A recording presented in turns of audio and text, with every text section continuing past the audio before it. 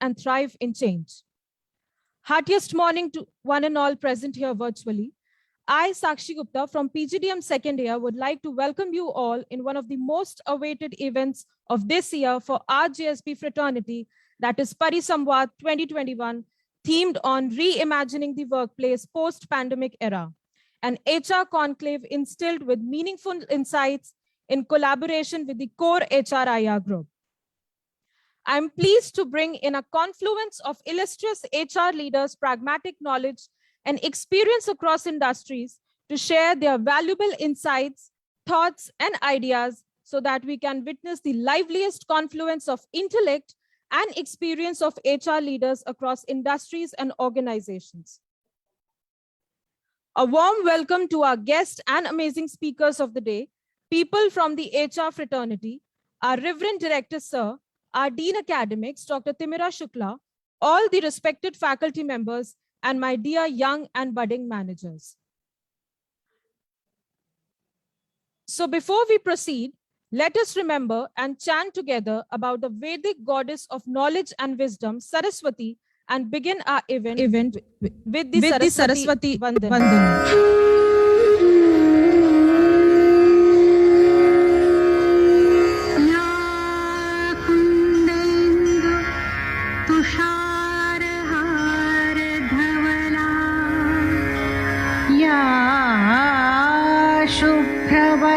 वस्त्रावृता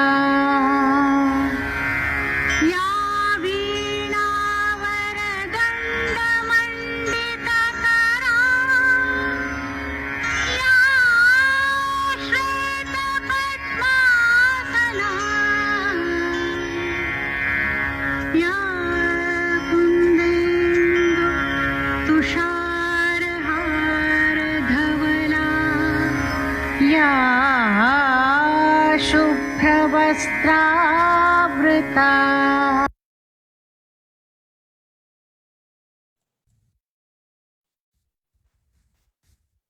Now that's called an enlightening and perfect start to the event. The survival of any giant, lush, and flourishing tree is possible because of a strong foundation and its roots. In the same way, JSB also has one of the strongest pillars because of whom it has reached heights, and this pillar has a wide range and depth of experience in various facets of academia. His experience has spread over a period of 2 decades. Being a vibrant learner, in the course of his professional journey, he has gained proficiency not only in different aspects and nuances of teaching, research, administration, and institution building, but also in handling cross-cultural scenarios, as he has worked with people having varied cultural background in India. And this leader is none other than our director, Sir, Dr. Jitendra Kumar Mishra.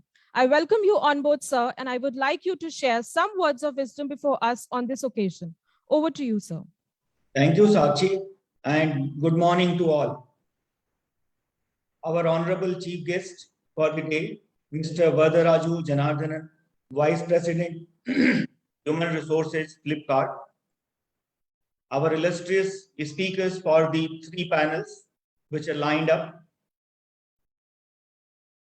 Colleagues from the faculty, members of staff, students, participants, and our partner in this conclave, CORE HRIR, Mr. Veer, Mr. Bhanu, and all other friends from HRIR and dear participants. Indeed, it is a great morning when we are all gathered together and discussing the theme, reimagining workplace post-pandemic. We all know that pandemic is not yet over. We are still in the doldrum and we have our own gazes, we have our own guesses that where are we so far as pandemic is concerned. We are getting across the news that in different parts of the world, maybe Russia or even China, the cases have started increasing. In our country also, all the varied numbers are coming. But good part is that we have moved ahead so far as the second wave, the lethal second wave is concerned. And that is giving us hope. And the life is all about hope and imagination. How do we see the future manifesting? It has both ways, it works both ways. The way we imagine, we try to shape the future, and the way the time changes, it influences our imagination as well. So considering that things are changing for good, we have started preparing for that good. And in that context, discussing and preparing that how the workplace is going to shape up, maybe not in literal sense post-pandemic, but as the time is changing. We all have seen that pandemic has redefined many things, and most critical has been the work itself. What is the way to work? What has been the work culture, work philosophy that has got quite a lot influence during this pandemic? And then the workplace. We don't have any more the strict idea of our office, which has got a very defined kind of setup. We don't have the office timings, which has a very defined kind of framework. The pandemic has pushed us to a work culture and work environment where everywhere we had an office and every time we are in office, and that has created a lot of challenges.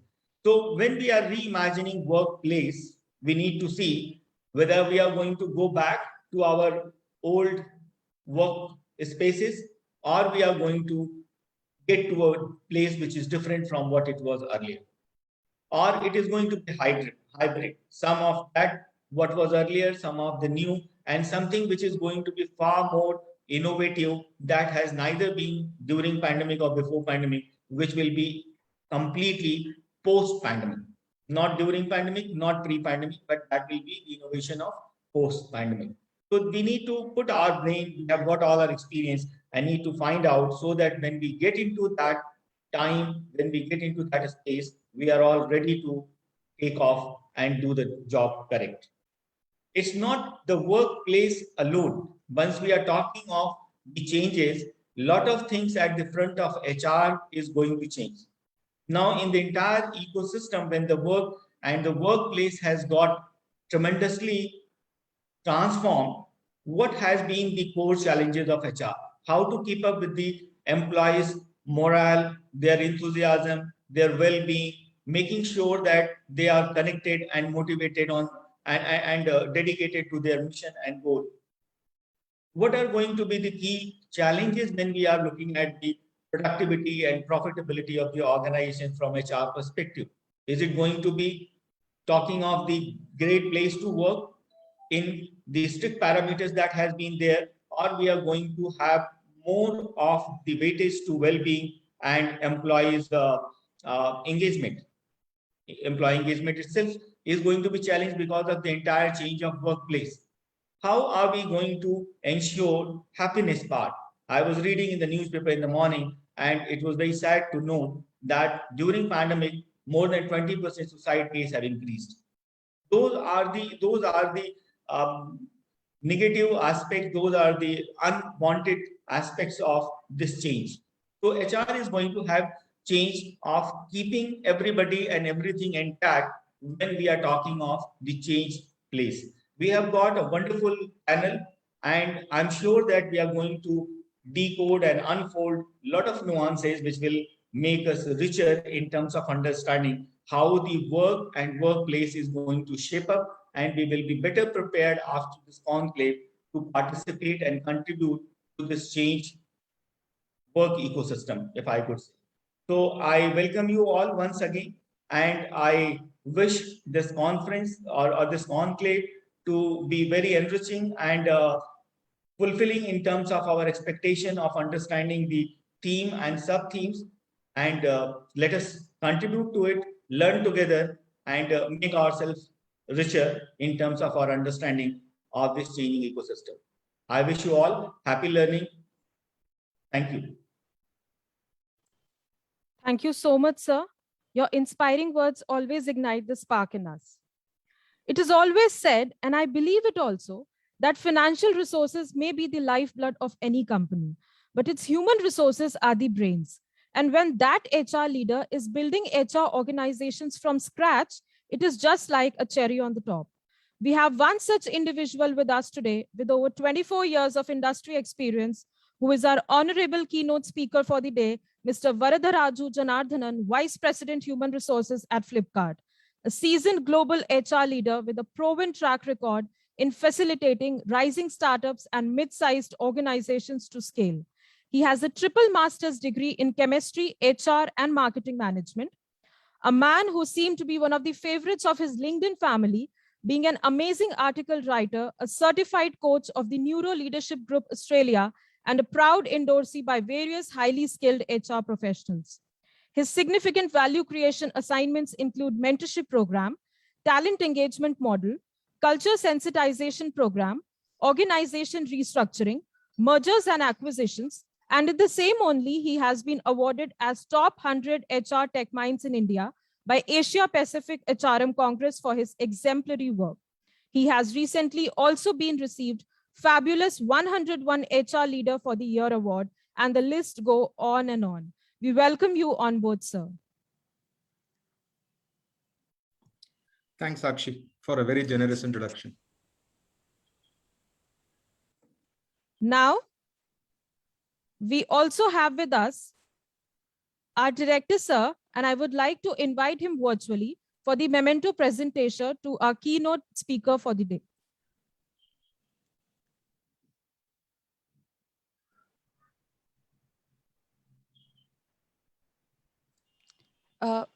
So this we can do it after your speech is done. So we formally welcome you and hand over the dais to you, and we look forward to have a very enlightening discourse, sir. yes, sir. Over to you. Thank you. Thank you so much. So, let me share my screen.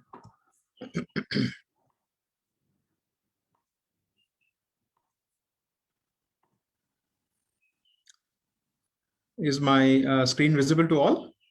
Ji, sir. Okay, okay. Right.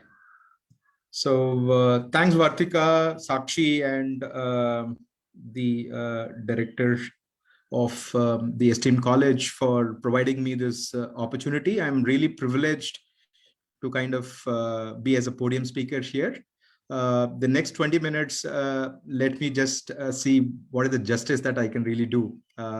Very, very important topic, the need of the hour in terms of reimagining the workplace.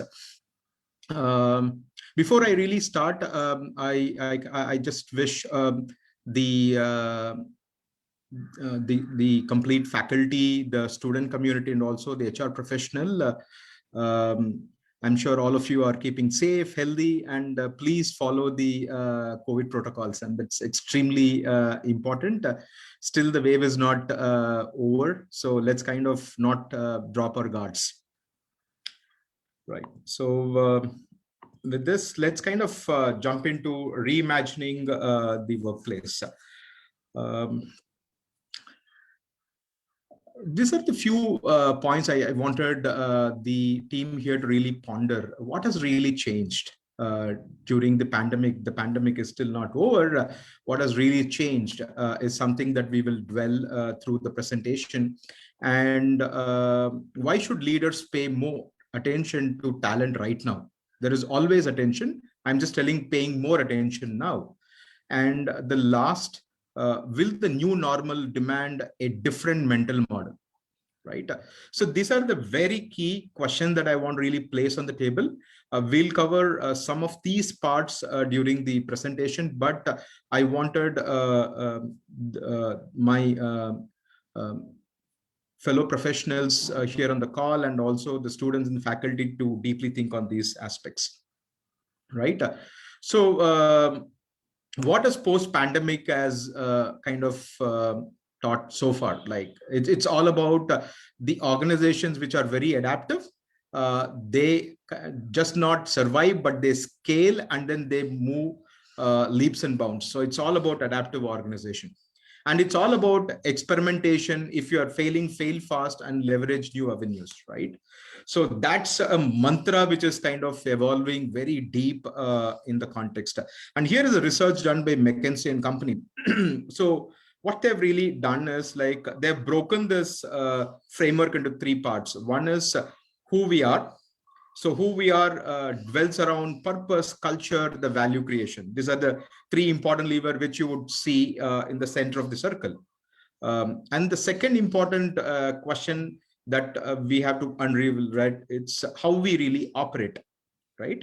How we operate is all about our ways of working. What are the decision matrix structures that we really have? Then how do we really kind of treat the talent and the structure by itself? So that's the second lever. And the third and the most important lever, once we have defined who we are and how we really operate, the third and important lever is how we really grow, right? During this pandemic, everything has really changed. Your market has changed, your consumer base has changed, customer profiles have really changed, but still, how do we really grow? What are the things that one need to really pivot? When we really pivoting, are we pivoting together with the ecosystem, or we want to pivot as an organization by itself? As we really pivot and grow, what should be our learning methodologies? What are the platforms that we would really use? Right. So these are the three important levers that I would like to dwell in the next 20 minutes. Right. So one, let me reiterate who we are, how we operate, and how we really grow. Starting on with who we are, right? Who we are is all about purpose, culture, and the value creation, right? So it is important to bring purpose alive, right? Any organization or any institution, it's all about the purpose. So how does the purpose should be crafted? Typically, the purpose stems around the organization's vision in terms of what they want to really achieve, and that is the core. I would say that's the the core fabric of the organization. So all the policy structures that the companies provide should circle around or stem around the purpose. Example, I can just give few examples of Flipkart, right? In terms of safety and well-being, the employee well-being. So one of very important breakthroughs that we really did was our medical insurance coverage, that it is first in the market that unlimited coverage for employees. The industry has never seen that. Right. So that's something that we did. Why?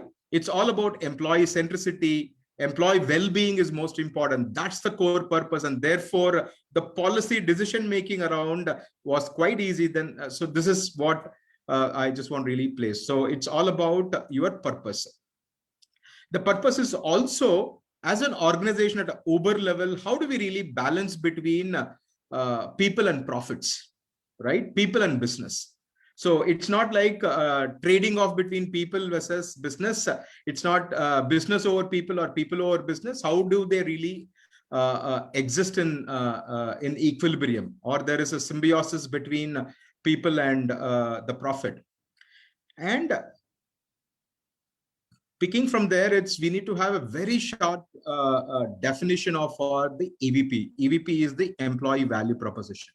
What does the company stand for? So that again stems from the purpose. For example, for Flipkart, our value proposition, employee value proposition is we dare to maximize. Together, we dare to maximize. What is that? We dare to maximize learning. We dare to maximize well-being. We dare to maximize growth. We dare to maximize collaboration. All of that. So that's our EVP. So once your EVP is well in place, then comes your structure. How do you really operate? The ways of working, everything would seamlessly follow. So therefore, to start with, it's important for an organization to define their purpose, and that's their lifeline, right? The second aspect to that is the value creation. The value creation is about the culture of keep pivoting and take strategic redeployment. So pandemic has really taught us there are a lot of business have exited because of the lockdowns and the other economic turmoil that we really went through.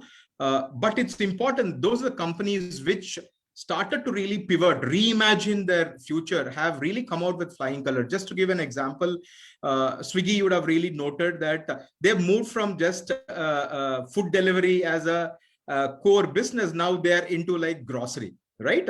So that's how like the companies pivot and find new business models as a strategic redeployment. So that's important for the value creation. As company move towards this journey, it's important for organization to invest in building the human capital. Let me explain a little bit about it.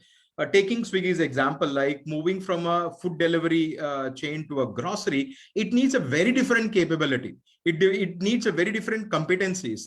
How do you reskill your people? How do you really attract the right capability of workforce is important. And therefore, constant, I would say consistent investment on building human capital is the need of the hour for us to really stay front in market. That's a second piece. We spoke about purpose, value creation, and the third aspect is the culture, right? So people say culture eats strategy for breakfast. And therefore, what are the culture that you want to really define? Very sharp culture. The culture, in my own definition, it has to be very empowered, agile, self-organized teams, right? What is that agile, self-organized team? Build the culture of this agility, right? There is a lot of this company move towards forming this agile organization where this is self-organized team, small team, nimble team. They work on a particular purpose, right? And these teams are empowered to take decisions. Once they accomplish a particular mission or a task, then the team, that agile team gets dismantled, and then they really form new teams with different objectives. And therefore, how do we kind of make sure our culture is always outcome based and it is all moving away from your conventional structural hierarchical kind of an approach, right? So that's the first aspect. While doing that, what is the role of leader here? Leader's role is not just only challenging the team to achieve goal. At the same time, how do they really balance being a supportive leader versus a challenging leader? That's a culture, that's an important competency that we'll have to build in the organization. So this also provides a great safety net. Risk-taking is important, but at the same time, we'll have to provide a psychological safety net. Therefore, people, they don't get a feeling of getting reprimanded, right? So therefore, as a leadership culture, can we really build a culture of balance between being supportive and being a challenging leader, where teams are always challenged by the status quo and move the needle forward? And these are the three key fundamental elements which would define who we are, right?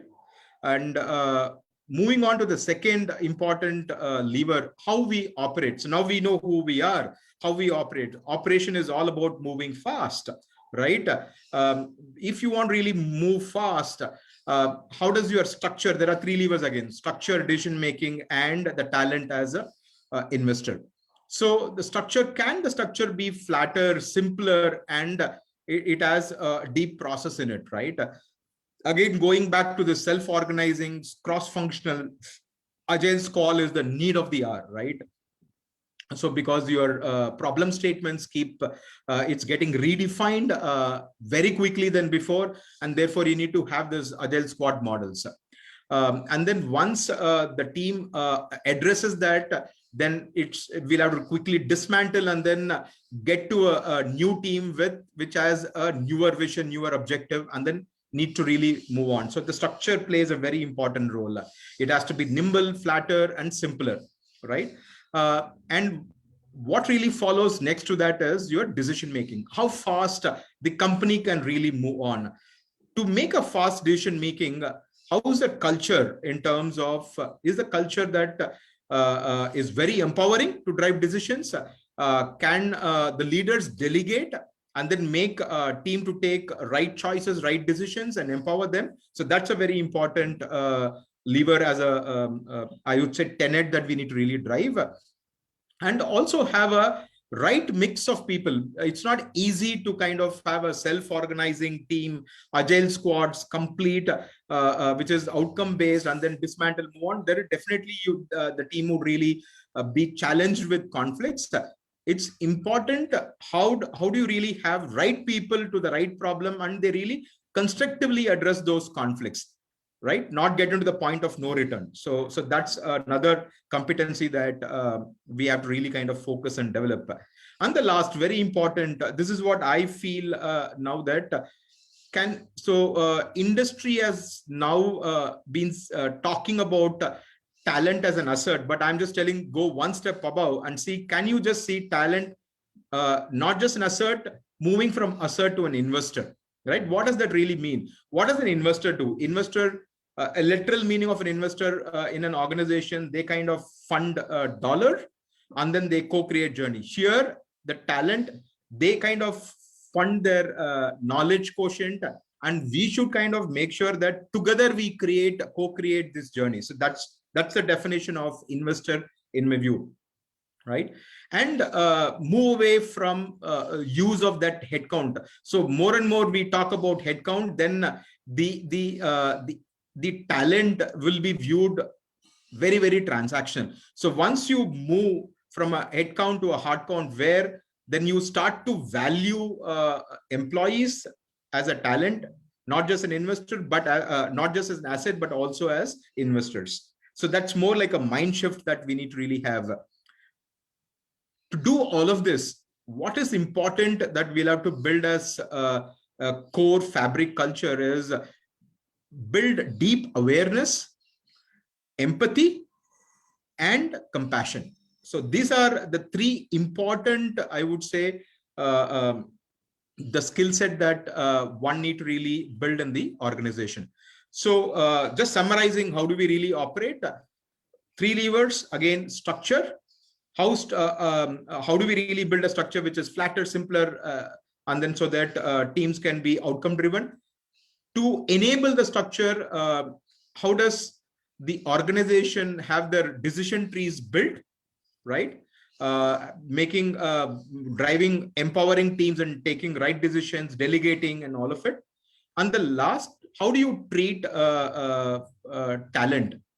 Is the talent treated as transactional or asset? But what my recommendation is moving from an asset to an investor. So that's the second lever. How do we really operate? So we covered 2, who we are, how do we operate? And then the last piece here is how we will grow. Growth is together, right? So that's the first aspect, is having that ecosystem mindset. Let me just kind of define what is that ecosystem mindset. Working together to co-create value. So when I say working together, it's not just confining to an organization, but can we really co-create this with your customers, with the resellers, with the consumers, all of them coming together, co-create that value. I can give an example, Flipkart example. So we have launched Shopsy as a product. What is the Shopsy does?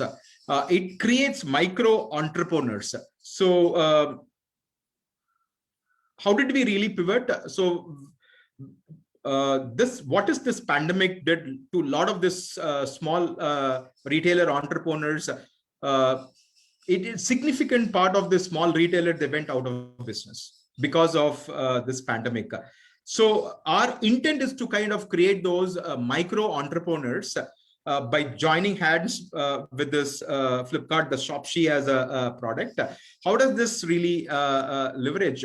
So they can actually be a e-com, e-savvy reseller, and they can really order from our Shopsy site, and they can act as a reseller. They get whatever product they really offer versus what they really sell in the market. That's where that they kind of make their margin, right?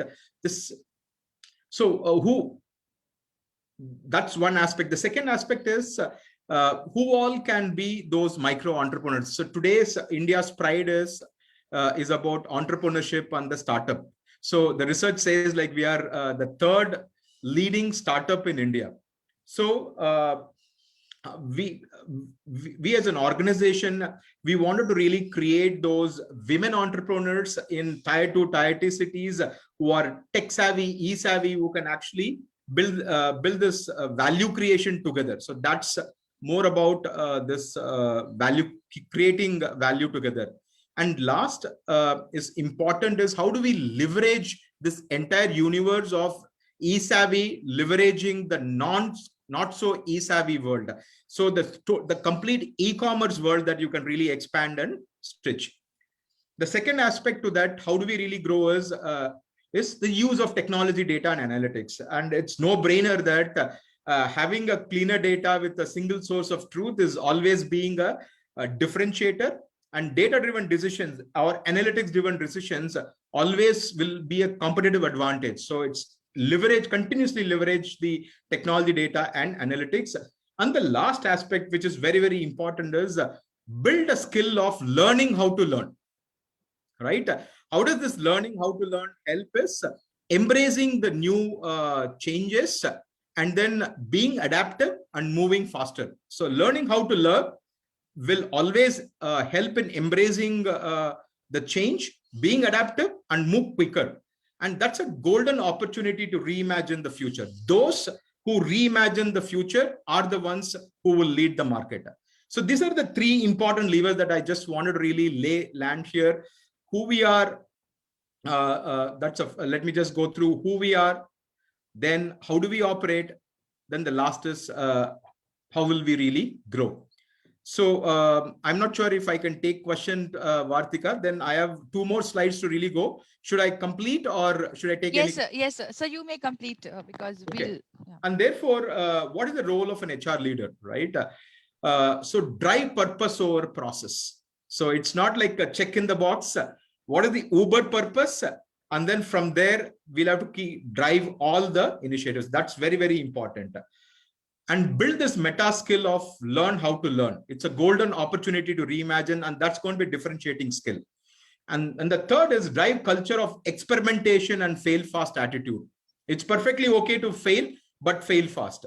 And it is important for companies to challenge status quo and be very experimentative. And that's where your disruptive innovation that really comes in. And the last is build ecosystem mindset, where working together to create value. It's not about me, it's about us. So that's the role of leader. With this, I just want to really summarize, build the message is build a highly resilient, experimentative, compassionate, and forward-looking organization. That, in my view, is extremely critical if we have to reimagine the future. To my fellow HR professionals and the students and the faculty here, we have choices in life. Fear has 2 meanings. While during the amygdala hijack, the definition of fear to me is forget everything and run. We drop our guards and then we just run away. But when you are in deep awareness, the same fear is reinvented and you face everything and you rise to the occasion, right? And that's when the new industries are defined, the entrepreneurs are built. That's the choice that we have in life, and we can execute what we want. Thank you so much. Thank you so much, sir. So here I can say that the whys and hows have played an important role. That is the purpose, why do we live? The structure or the process to operate, that is how do we live and how we will grow. It was indeed a thought-provoking session. So now I think it is the right time for Director Sir for the memento presentation. And I apologize for my mistake. Out of enthusiasm, I said for the memento presentation at that time. So Director Sir, I would request you virtually to present the memento to our keynote speaker. And I would request Sagar ji to help us digitally. So it's our honor and privilege to felicitate you, sir. And we look forward to more enriching interactions with our students. We are interacting with the larger HR fraternity now, but we'll look forward for interaction with our budding managers who may join your organization someday, and you'll be happy that you have taught them something worthy. Please.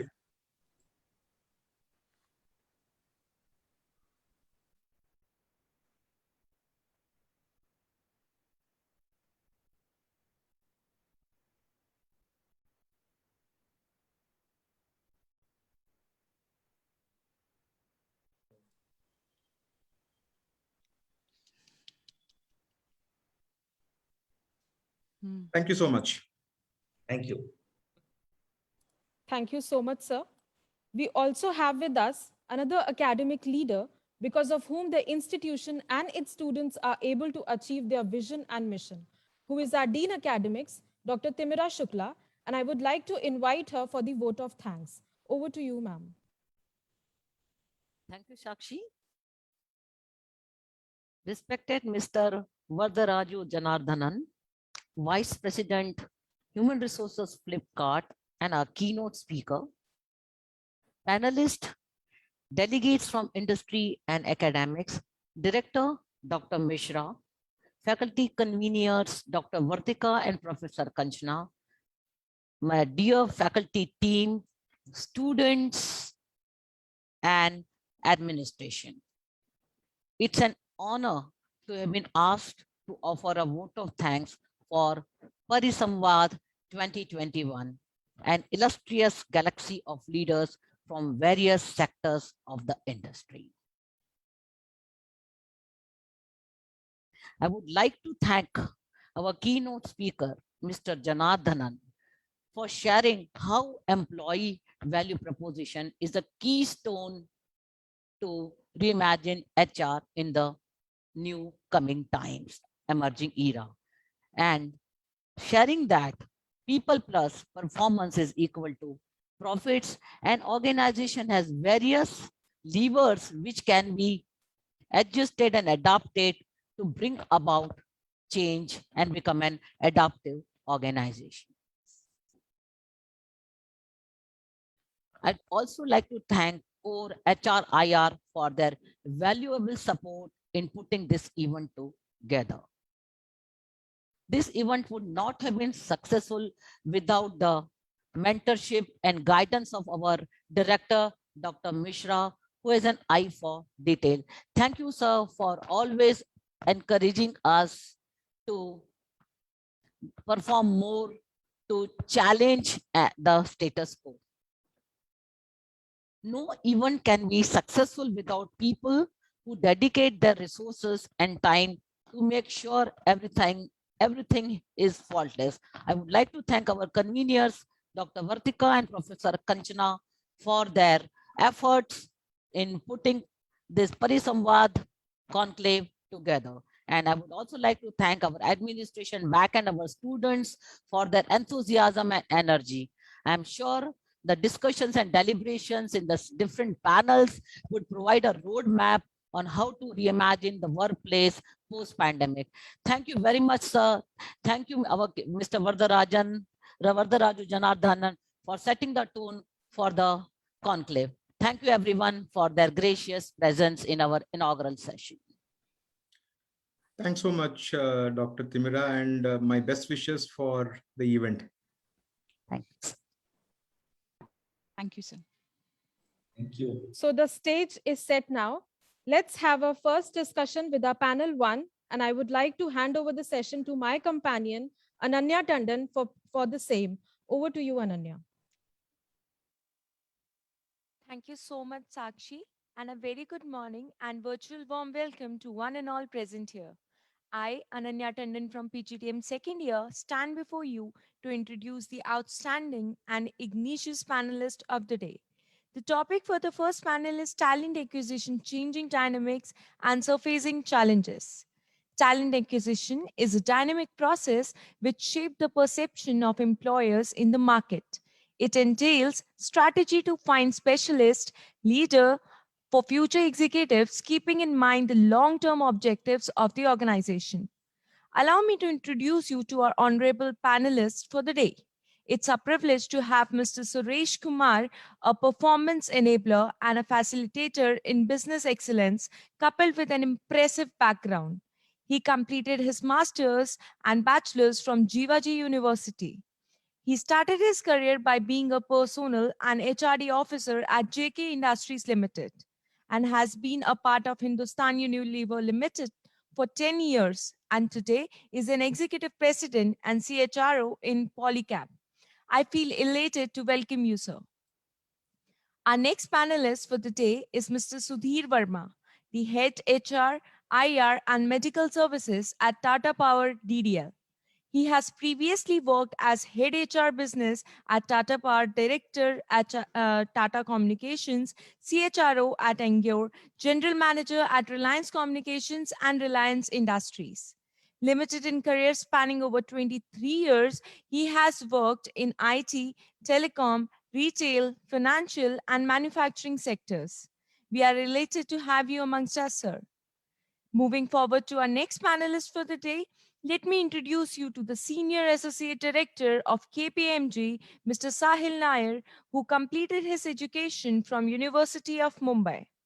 Mr. Sahil started his career as an HR with Orbit Corporation Limited and then gave his 12 years to business schools, IIT and IIM as a visiting faculty. We welcome you, sir. Our next panelist is Ms. Moshumi Dhar, the head of human resources in Compass. She has also worked as an HR with Microsoft and as a head HR with Mahindra First Choice.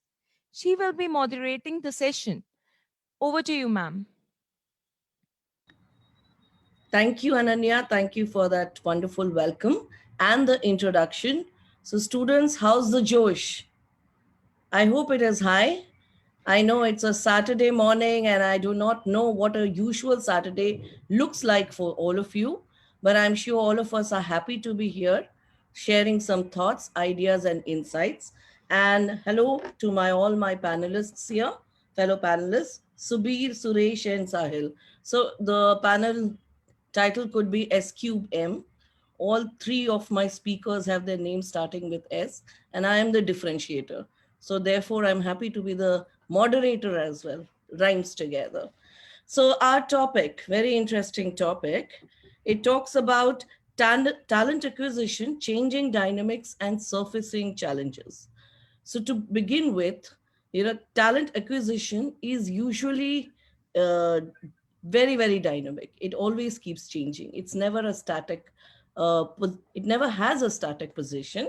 So the changing dynamics is almost saying the obvious, but in the COVID situation, what is it that surfaces up? What is it that's bubbling up as a result of the challenges of the new era, problems that we are facing or the opportunities that we are facing? So we are here to talk, deliberate, discuss with it. So let's start with the first topic or the first area to put our minds to. What do you think are these specific challenges or opportunities that you're facing in your specific business domain?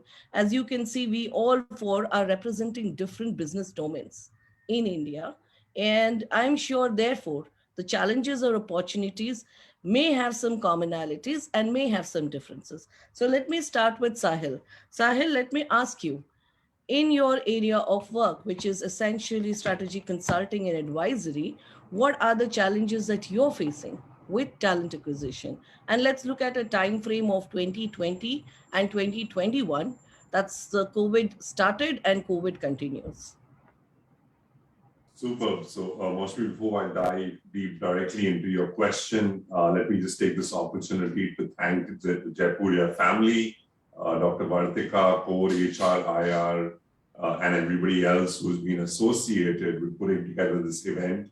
It's always wonderful spending time with academia.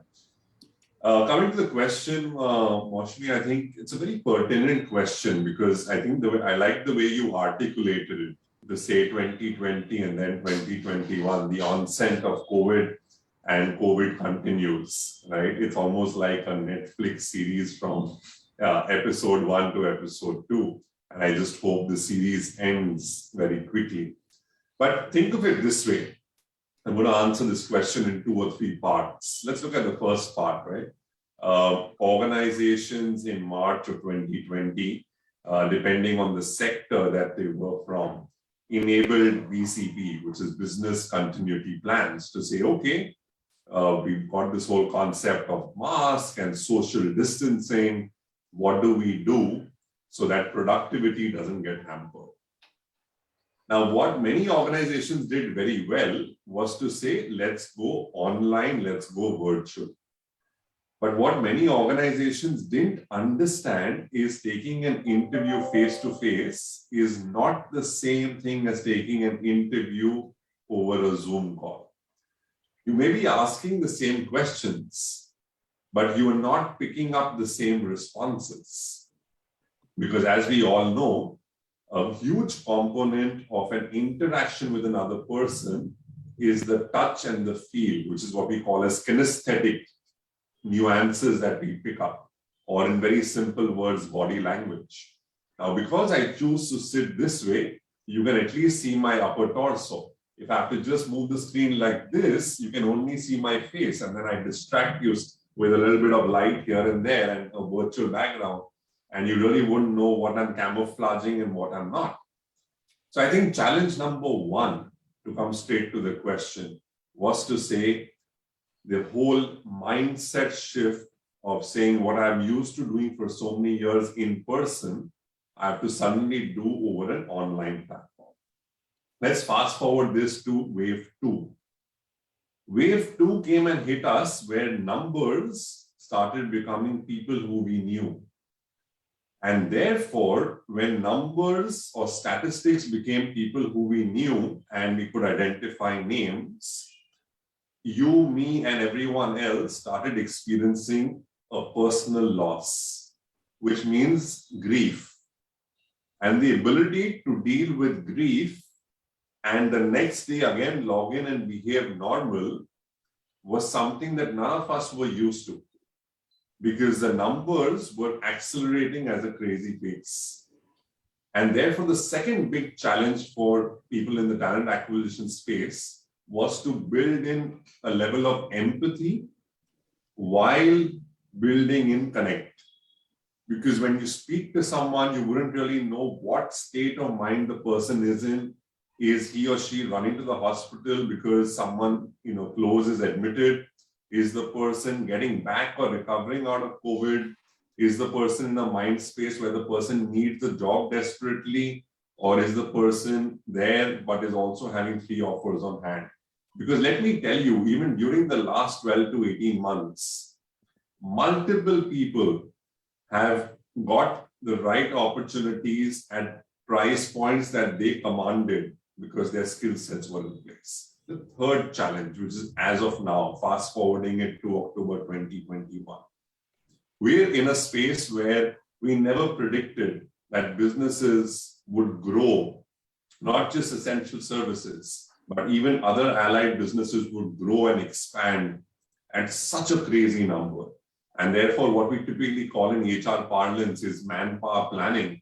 I think that went out of the window, and all the people who said we can crystal ball gaze to say we know what the future has, I think all those astrologers will have to go back to their disciples and say, sorry, we got your prediction wrong, because hiring has gone and hit the roof. Today, I can tell you hiring has gone and hit the roof to such an extent that even recruiters in the HR space are getting offers at 50, 60, 80% of their current comp, which is a simple equation of demand and supply. And therefore, the third challenge is the war for talent. The challenge is water everywhere, but talent very difficult to find. And therefore, when you have someone who knows Python, when you have someone who knows the cross-border of design thinking with quantum physics, and I'm giving you certain skill sets and examples, they're very, very difficult to find. And we're willing to pay a premium to get those kind of skill sets. On data analytics, absolutely hot, waiting for people to come in and join.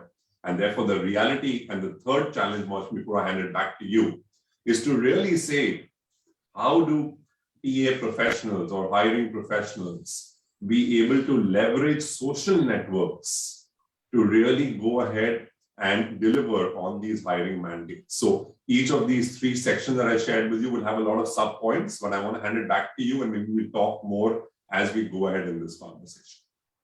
Thank you, Sahil. I echo almost all of your thoughts. And yes, these are some really, really key critical points that are affecting all of us. So both you and I, we work in the knowledge space, the IT space and the advisory space. Let's hear it from our next speaker, that is Subir. Subir is from Tata Power, and I would like to, so which is a little less of a knowledge space and a little more of a brick and mortar space. So some of the points that Sahil mentioned, especially the war for talent. Subir, I would like to hear from you, how has the experience been in that side of industry?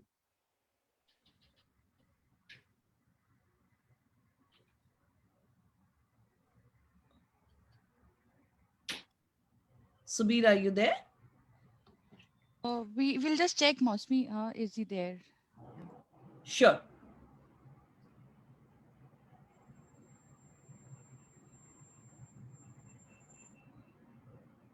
So I'll take it to the next speaker. Mr. Mashmi, he's not there. I think he's missing. Fair enough. So Mr. Suresh Kumar, who's also again been in that side of the industry where it is brick and mortar. Suresh, I would like to hear your points. So again, let me reiterate the point that I was trying to talk about. Sahil mentioned some very important, pertinent issues. One of them being the war for talent. And I totally agree with you, Sahil. 2020 was a year of fear. And now 2021 is a year of let's ye dil mange more. It's become like that from the talent perspective. So would like to hear from you. And this is what we are talking about. Like he mentioned, Python, data science, Java, Android, all of these kind of skills, the technical skills and the data sciences, AI, ML side of things. What do you think is the challenge in the brick and mortar space? Yeah. First, good morning. And I would like to thank all the organizers and the Jaipuria Institute for conducting such a commendable conclave over here. And I just wanted to make a small correction which Mashmi has made on my introduction. I was working with Polycab as an executive director, strategy and CHRO, and I quit the company in the month of May to pursue my doctorate. And currently I'm doing my doctorate, which is in the fag end, and maybe a few months from now, I will be taking another opportunity.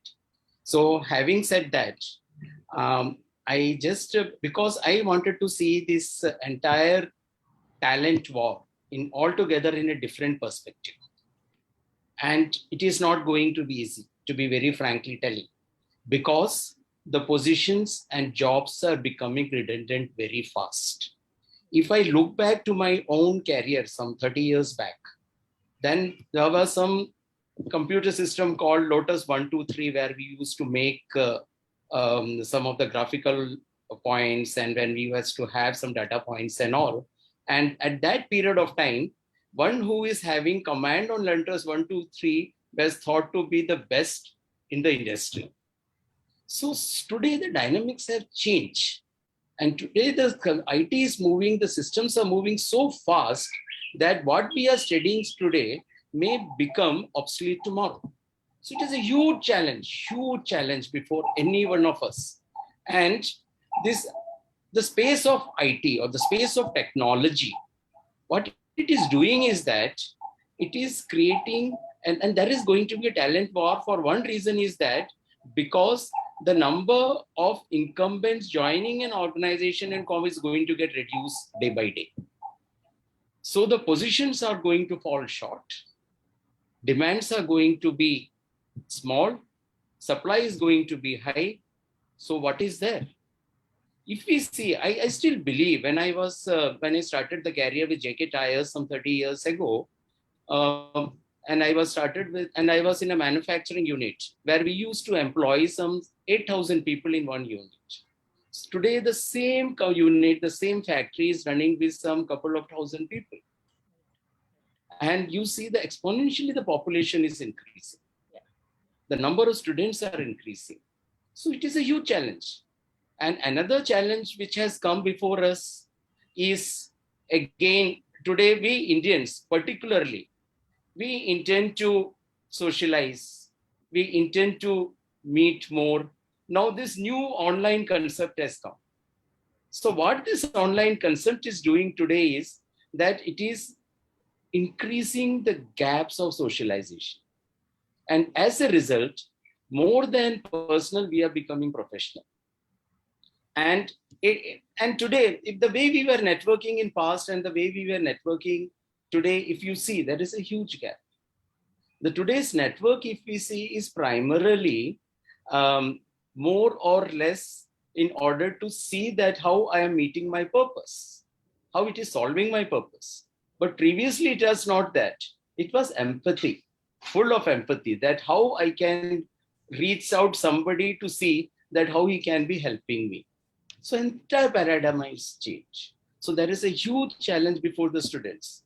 And one thing that is going to stay with us B is the behavioral demands for a job, be it a technology, be it manufacturing, or be it services, or be it hospitality. So in case both industry and academics can work together and can establish the behavioral demands for a job, and we have a subject entrusted on these behavioral demands to the institution, I feel this will help the students and as well as the institute. I'll give you a very practical example. When we go to the B schools for hiring, what we do is that we select some few candidates, let us say 10, 15 candidates from various institutes, and they come and join an organization. In a year's time, you find that almost 60% of the candidates have left the job. Either they have started something of their own, or secondly, they have joined some other company. So why is it happening? You cannot say that it is only the candidates because the institute is like this and that's why. No, the industry, the corporate have to evaluate itself and see that where is the gap, that why the candidate, what is the candidates want and what is the organization ready to provide them. So these gaps need to be, so two things which are very important in order to that the company, the organization has to work on development centers and the institutes have to work on assessment centers. In case if you wanted to reduce these behavioral gaps. Otherwise, it will be same. The students will be coming, going for an interview. They will be attending interview. They will be getting selected in an organization. They may find that whether there is a cultural fit or not, they may quit and go across. So this, and the pandemic, you have posed a very valid questions to me that what is that the pandemic has taught. The pandemic has taught us how to face emergency, how to be prepared for the contingency. Now, in case if suppose such type of situation arises again, then we are much more prepared to deal with it, because all of a sudden it came and they said, okay, there is a lockdown, the industries won't be working. So there was a vacuum all across in order to find out that what has to be done. Then in order to get this online virtual or virtual session or the online type of interaction to happen, it took time. It didn't happen instantly because first few months, it was just like that, what we should be doing. There was so much of panic. So it took almost 4 to 5 months. Now it won't be there. So we know that how to deal with the contingency. This contingency is there and this contingency has done. So what the corporate has learned is corporate has even learned, because I am sharing my own experience that how we can work with lesser number of people now. You don't want space anymore. You can have a virtual office. You don't want it to run a corporate through an office. You can work it virtually. You can make the people. So what is that? So to an extent, the numbers are going to get reduced. So where is going to be the job?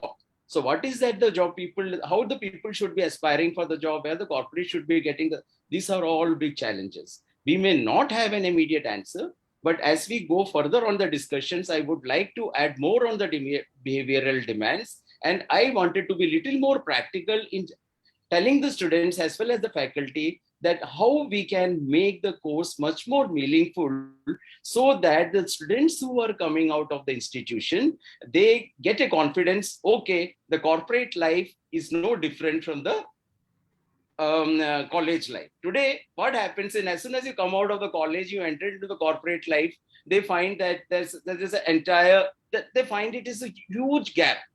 And there is a need to bridge these gaps at the institution itself. And how this can be done, we'll be discussing. So much. Continue, please. Thank you, Suresh. That was very, very insightful. Thank you so much. And I think we have just been joined by Subir. Subir, thank you for joining us.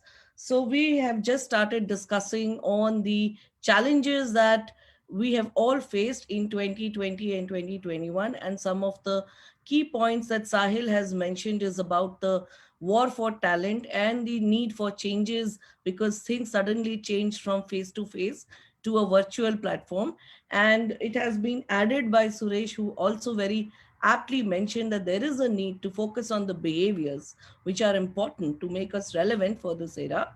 So I would request you, Subir, to add in your insights on what are the challenges that you have seen or faced in your side of the world. So, Subir, over to you. Yeah, thank you, Mosmi. Lovely to see Sahil, Sunil, and everybody. Good afternoon, good morning, everyone. So I would start generally. What is the problem which is being faced? See, in my opinion, I think every organization is different. Every organization's need is different, and hence a carpet bombing approach will not work. What is good for a KPMG or for a IT company may not be good for my company. So in general, we need to first understand what is the problem we are trying to solve as far as talent acquisition is concerned. And I see there are 6 problems which has evolved due to this COVID pandemic in the last 18 months or so.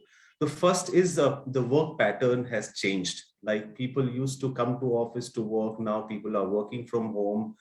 People are working in a hybrid model. So that is one change, one problem which we are trying to solve. The second is the employment type. Like earlier, it used to be a full-time employment. People need to be given full-time employment, but now the employment contract or the employment type have moved from full-time to freelancers to part-time to gig workers in induction in the corporate. So that is the second problem which we are trying to solve. The third is the workforce diversity. Now, for example, if the company was present in Mumbai, then you only have the population to hire from Mumbai. But with the changing work pattern and employment type, the women workforce who are educated but who are staying in faraway locations, now they are available. Talented people who are in remote locations, rural areas or semi-urban areas, they are now available. They are now available to be hired. So the workforce pool to be hired for any company has increased. So that is the third problem which we are trying to solve. The fourth is the way the organizational design was there earlier. For example, we used to have larger team. Now the larger team is getting into smaller teams. From centralized team, it is moving to local teams. So that is the fourth problem which every organization is facing. And the fifth problem is about the technology. Like we used to provide a generalized experience to all employees. Now it is moving from generalized to personalized experience. And the sixth and the final problem, which in my opinion, everybody is trying to solve, is how do we reach these talent workforce which just spoke about? Because to reach them, different strategies need to be adopted. Now, people like younger people, those who are there in this webinar, they are no more there on, they are no more too much inclined to interact on Facebook. So we need to reach them through different social media.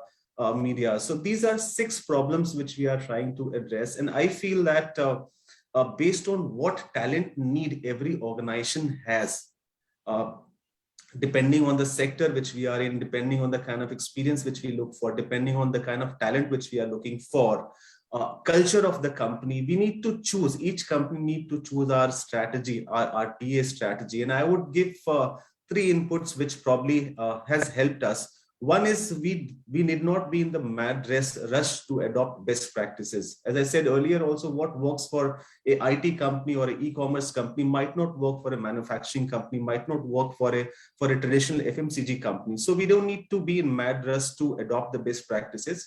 Think what suits us, think what kind of talent which we are looking for, and our strategy has to be in alignment to that. The second is be innovative. We need to innovate to tap and to recruit talent.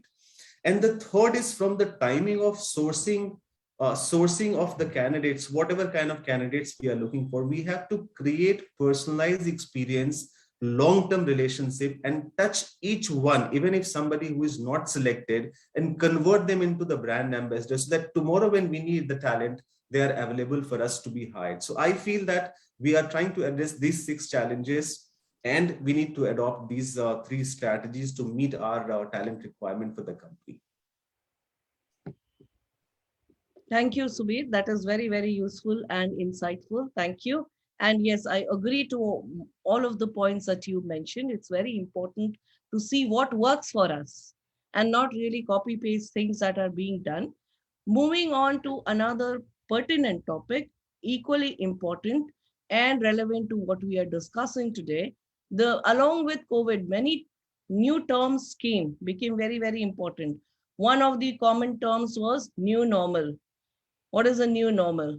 Then we started talking about remote working. And the other one was hybrid teams. The interesting thing is I was reading an article on what are the top 10 phrases that are used in remote working. And the top two phrases are, first one is, can you see my screen? That's the top phrase that everybody uses. And the second one, can you guess? The second one is, you have to unmute yourself. You're on mute. So along with COVID, along with remote working, we also extended ourselves into new spaces. And one of the commonly talked about, some organizations have already executed it. Somebody are work in progress. Some people are thinking about it, which is the hybrid work model. Here I would, before handing it over to my speakers, to my fellow speakers, I would like to share my own experience in this entire journey. So 2020, I love to say these two dates because then you'll understand what I'm talking about. March 2020, the nation went on lockdown. I think we will never forget this date as long as we live. And it goes down in the book of history, I'm sure. So a nation of 1.3 billion population went into lockdown March 2020. And another company valued at 1.3 billion US dollars, an American company called Compass, started in India exactly in March 2020. And I was heading HR for that organization. So when you put these two dates together, you know how difficult it has been for us. We almost started sailing ship in the most troubled times. And we are very proud to say, the organization and I, we are very proud to say we built up an organization exactly during COVID. So some of these things we have walked, lived, literally broken ourselves, failed, then moved up in putting it brick by brick, virtual brick by brick, in building an organization. So I can share some of my examples of what we did for remote working and hybrid workspace. The three things that I tell myself, three-pronged strategy, myself and my team to follow is, number one, make all processes virtually robust. So the term is a paradox, virtual and robust. Wouldn't have gone together as a phrase in any other era. Today it makes sense. So any process which was earlier brick and mortar, where there was an opportunity for employees to walk across to the HR bay and ask questions, we looked at all of those processes and changed whatever needed to be changed to make them simplified. That is one. So make all processes virtually robust. The second is communicate at least 3x times. Any communication, which earlier we would have sent one mail or one reminder or one method of communication. I've told my team and to everybody, automatically by default, make it 3x times. Because when we are working from remote areas, it's possible there is a lot of communication and information can be lost in transit, lost in understanding, lost in not being able to look at it at the correct time and later on forgetting about it. So make it 3x. And the third is identify common elements that bring people together. So connecting, staying connected, staying engaged, staying connected with each other should be a personal need. Create that need instead of pushing it. Instead of saying we have an event and all of you must mandatorily join, identify common elements that bring people together. So for example, from an Indian context, it could be something as simple as Bollywood or IPL or cricket or politics or a specific technology which everybody likes to talk about. So create interventions around them, create a quiz around it, create contests around them, create learning programs around them, so that employees, whether they're in office or they're at home, they feel the need to stay connected. So the whole idea of connecting and staying engaged with each other should not be a push factor. HR is driving it. It should not be like that. It should be a pull factor. So this three-pronged strategy has worked very well for our organization. Like I said, when we started in March 2020, we didn't know what to do. And today we are 240 plus people for an IT product organization. Compass is a real estate tech product organization. In the midst of COVID, it also went public. So from that perspective, I would say we have really done a good job. Let me hear it from you. What are the things that you have done or would do or would suggest to make hybrid teams a more usable working model and stable model? So let's hear it from you, Subir, first this time. Yeah, I think you shared a lot of perspective. So first, hybrid working, if it has to work, I would say that first we need to provide the job security to people who are working in the company. And when I say job security, I don't mean only the permanent workforce, but also the contract workforce. So contract workforce should also feel that whatever it comes, whether I'm working from home or from office, the company would provide me the job security. The second is the safety of the employees. So COVID pandemic, we have seen every employee, and not only the employee, their family members should also feel that anything, whether I'm coming to office or at home, my safety is being taken care of by the employee. The third is we need to focus on the physical, mental, social, financial, and digital wellness of the employee. Now, we did in our company, we did many initiatives. For example, we created a local app through which we were able to know which employee is staying in which area, and if that area is falling in the containment zone, we were deciding we don't need to call to the office. Similarly, for mental wellness, for like many organization, many initiative was done, but few of the key initiative which we did was that how do we move from employee engagement to family engagement? Because people were there at home for 18 months. Now, say for example, women employee had 4 kids. They had kids, which were the actual kids. They had husband has also become the kids, and parent also become the kids. So the segment of employee, the women employee, were under tremendous stress. So we needed to take certain initiative through which we can involve the kids and the family members and the parents. So which we did through many initiatives, some of the which I can take names here. For example, we did a series called Muskurati Zindagi with Ashish Vidyarthi. We did My Lockdown Stories. Similarly, many initiatives which was done. The third was recognizing people, rewarding people. Now, everybody was gung-ho about the medical fraternity, and they did phenomenal job, nothing to take away from them. But we being in essential services, our 12,000 people were also working in the streets, were also working in the containment zone, risking their lives. So a message has to go from our side that your contribution is no inferior to any COVID warrior. And we also discussed with the government, and the government was very kind enough to allow our people to be categorized as COVID warriors, and we were given priority in the vaccination also. So, and then at that point of time, 18, 19 months, it was also a wonderful time for us to create a lot of intellectual wellness, create a lot of competency in our employees for future, and plus also think about certain new businesses, certain new areas. So for example, in these about 18, 19 months, we as a company incubated certain business model, which probably will be launching. For example, we worked on data monetization, social innovation, and blockchain.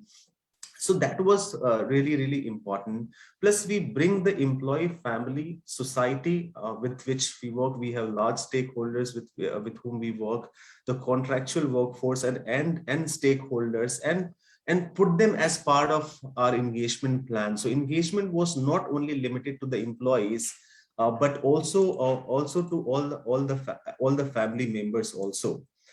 So in short, I would say that the first thing which we need to do is to get the basics right. We need to provide our employees the kind of equipment, expectations, the communication we have. We told our employees that we trust you. So there was no monitoring mechanism which was there.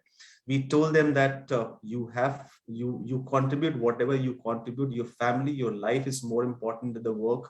The work can be done later, and then slowly we build on. One more thing, and the final thing which I want to discuss with you, that generally HR, we did a lot of initiatives, but we used to conduct a fortnightly survey with our employees that these are the interventions which we are doing. You tell us which interventions are working and which interventions are not working and what you want us to do. So through that, we got a lot of insights that the few of the initiatives are working and a few of the initiatives are not working. So these are few things which was there, and we also told our managers and the leadership team that you need to communicate, be in touch with your team, give them the full flexibility and freedom to work. And plus, we also supported with certain policies, for example, like flexi work, work from home. These are the policies and the processes which was implemented to take care of the productivity and the well-being of not only the employee but also their family members. These are few things which I thought I'll share. Thank you, Subir. And by the way, when you were mentioning this, on behalf, as an Indian citizen, and I'm sure everybody here will echo my thoughts, please pass on our thanks to all the employees of Tata Power. Yes, you guys and your employees did provide and continue to provide an essential service. And I am sure each one of them went through their share of hardships and trouble and still was out there doing this for our nation. So please pass on our thanks to them. I will, Maushmi. Thank you. Thank you. Thanks for that. Sahil, let's hear it from you. And interestingly, it was said in an article, in many things, that the strategy consulting side and advisory side did not face that much of a ripple due to COVID. It's a belief. I do not know how true or false it is. And this is, I think, the right moment to hear it from the person who's been there handling it. So remote working, hybrid working, challenges, impact, effect. Let's hear it from you, Sahil. I think, Maushmi, you've actually clubbed 15 questions in one question.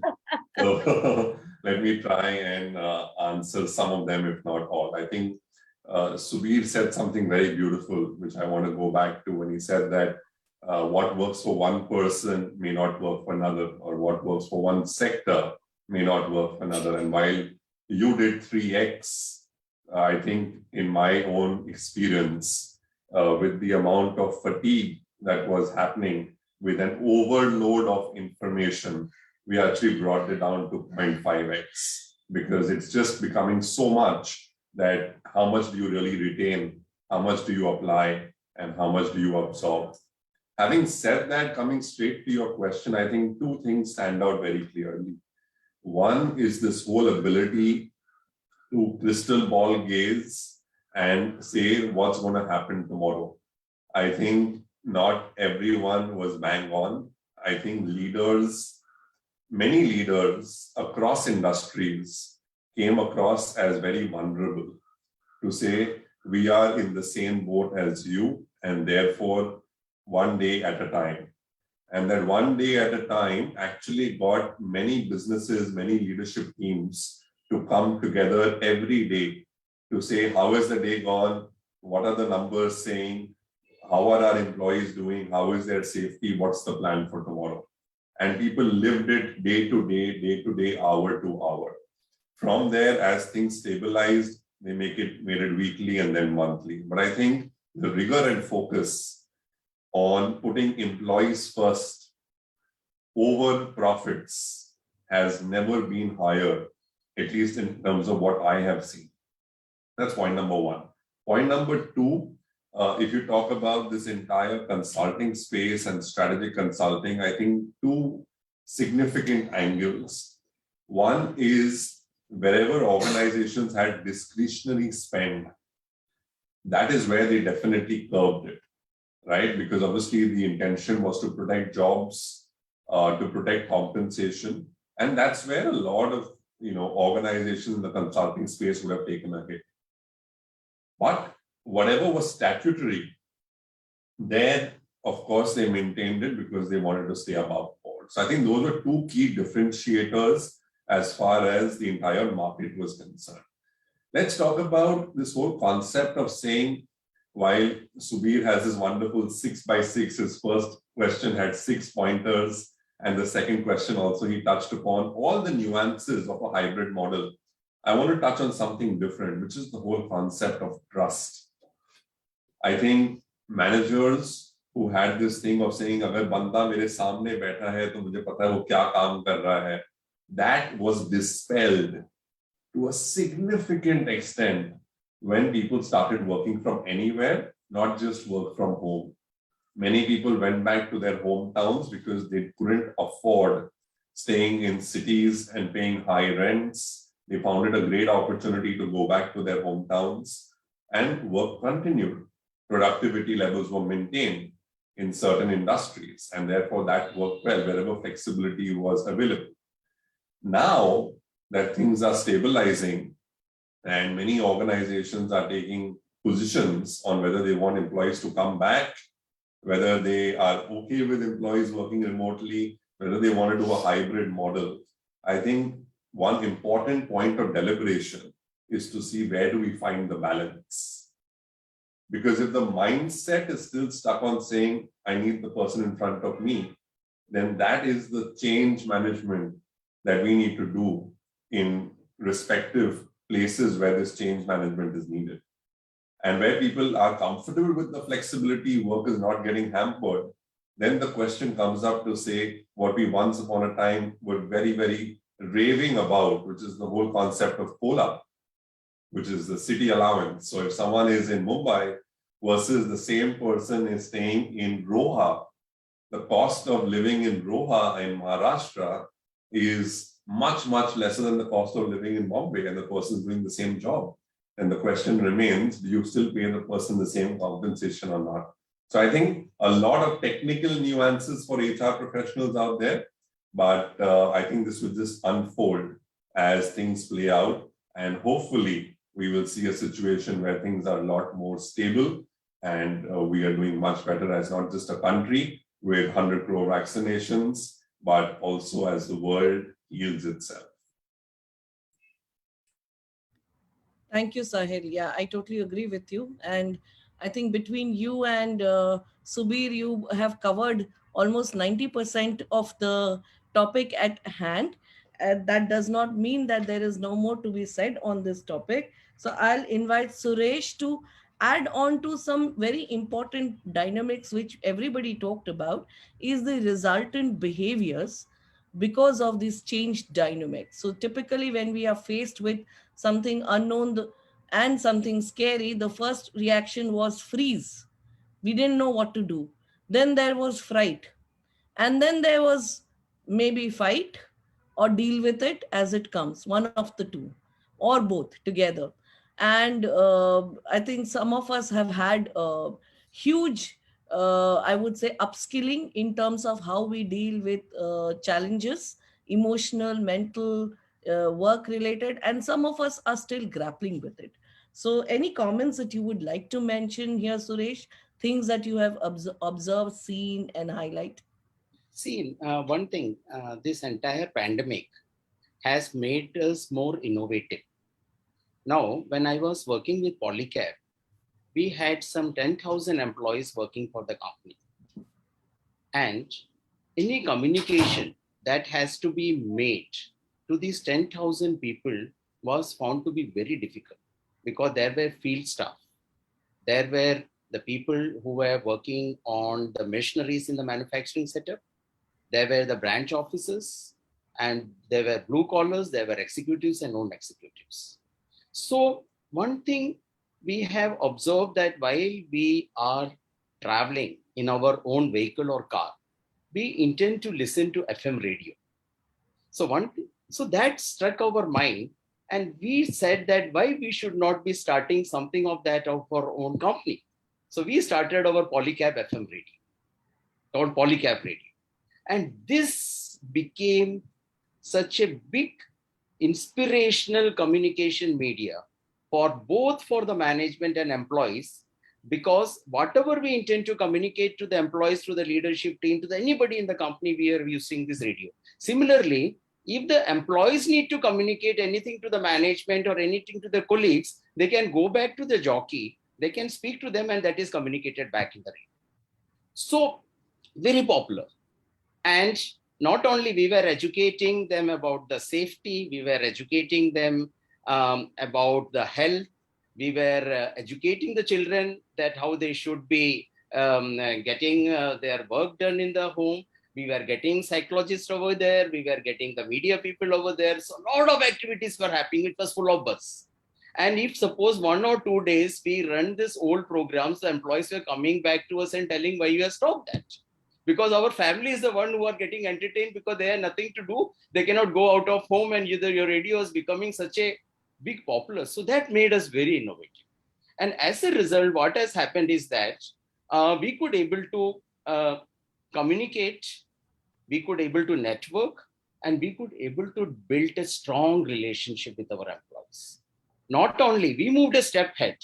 We said that we should get it connected to our customers. We will get it connected to our retailers. We will get it connected to our wholesalers. They have something to say that how the market is. They have some ideas to be said. So let them come back and start speaking to even to the chairman and the managing director. Let him hear that what is coping in their mind, so that we can empathize with them. So we can listen to them and we can see that how. So that is the one, a revolution which we brought in the company through having this a communication media in organization. And that I'm very proud to say that that is something we started very differently in an organization. Now the second aspect is, while we were doing all these things, then the second aspect for what we have come over here is to discuss about the acquisition and hiring. So while we were preparing the job description and we were sending it to the organization and we were getting, one thing which we found that is missing in all the job description, many of the organization job description, what we have seen is that we were not able to identify that what are the particular behavior that the job demands. So we went a step ahead. We spoke to the experts and the specialists in that job, that you tell us that you have been working over what is the behavior demand of this job. Now, if we can identify those behavior demands, then we go for a hiring, be it with the B schools or be it the lateral hiring or be it an outside. Let us do it, because one of the behavioral demands have been established and we have an assessment based on those behavior demands, and we started hiring the students or we started hiring any candidates for that purpose. Then the thing is that behavioral gaps get reduced considerably. And as a result, there is more success in doing the job successfully. So this is the one thing which we have worked very deliberately during this time, and very frankly telling that the B school students whom we hired based on these behavioral demands of the job, none of them have left in last 2 years, because even I am in touch with my colleagues in the Polycab. So that was a big learning, that in case how we can do a cultural fit in an organization. Because any organization that is very different, they have got a different culture. And what that culture comes from, where the culture comes from? The culture comes from the behavior. If there is a difference in the behavioral facts of the people coming to and joining an organization, it is going to be very difficult both for the organization as far as the candidates who are coming and joining an organization. This is another important aspect which we had done. Third important aspect which I have, and this is my subject on the doctorate, is the PMS, performance management. While I was reading many of the articles, or I was reading many of the different big organizations, it is hard to believe that it is not longer than 2 decades that almost 30% of the Fortune 500 company are not existing today. And if you see all these Fortune 500 don't exist today, one thing they have been claiming is that they have the best appraisal and the performance management system. So whom you are appraising? You are appraising your stakeholders to see that you are growing, you are contributing. Now it is not existing. So why is it so? It was because then when I found it, that we have been working, so I worked on many dimensions into it, that the performance appraisal system is just not a tool to tick mark a rating of the people. It itself is a philosophy of an organization. And how that philosophy need to be converted into a tool is a big challenge before the HR leaders. And how that has to be, because if you say that my employees are performing well, they are doing well, then of course that is contribute to the performance of an organization. No? How is it so possible that employee performs well, but the organization is not performing?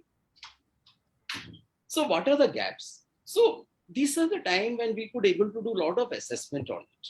And based on this assessment, we built many, we started challenging ourselves. Okay, where it has gone. I have worked in Livers. I found that Livers have got one of the best performance management system. But still, if you see the turnover, Livers take a pride that they have produced 950 chief executive for the organization. If that is so, why not able to retain those chief executive in organization? What is so much that? So there are gaps in everywhere.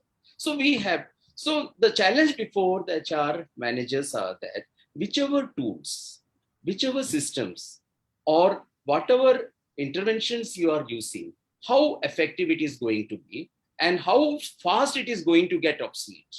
This you have to work, because while you are working on a system or a tool today, may not be relevant for tomorrow. So you have to be prepared for tomorrow. So you have to be very fast paced. So two functions, two departments that is facing enormous challenge today is the IT department and HR department. Because IT is becoming obsolete every minute. HR may not be becoming obsolete every minute, it's becoming obsolete every hour. So what is that is stored for us in order to see that we don't become defunct very fast. Having said that, I wanted to get, because one of, I was a speaker again, this somewhere in the May 2020, I was invited by IIFT, Indian Institute of Foreign Trade, Delhi. And so there the students were very curious. So the pandemic has come, there is going to be a job loss, the drive of time, what we will be doing. Manika, this is an opportunity for you. Now, if you say so much of remote working is taking place, so much of villages are covered under the internet and network category, why don't you go and discuss with the sarpanch and start teaching them some finances, how to manage their house budget, how to do some CSR activity even sitting at home. And while you are facing an interview or while these interviews are coming and interviewing you, flash that up and say that how creative you are, how you have used your time. Rather than telling I'm not getting the job, the companies are not coming, use your innovation skill, use your knowledge in order to see that how you can build on that. How you can be a self-entrepreneur. A lot of NGOs are working. In one of the students, I said, why don't you join e-commerce business and can be a delivery boy. Don't feel shy into it. You may be a chief executive next because you know that, okay, what is the consumer behavior stored over there? And what is that I have to take out of that?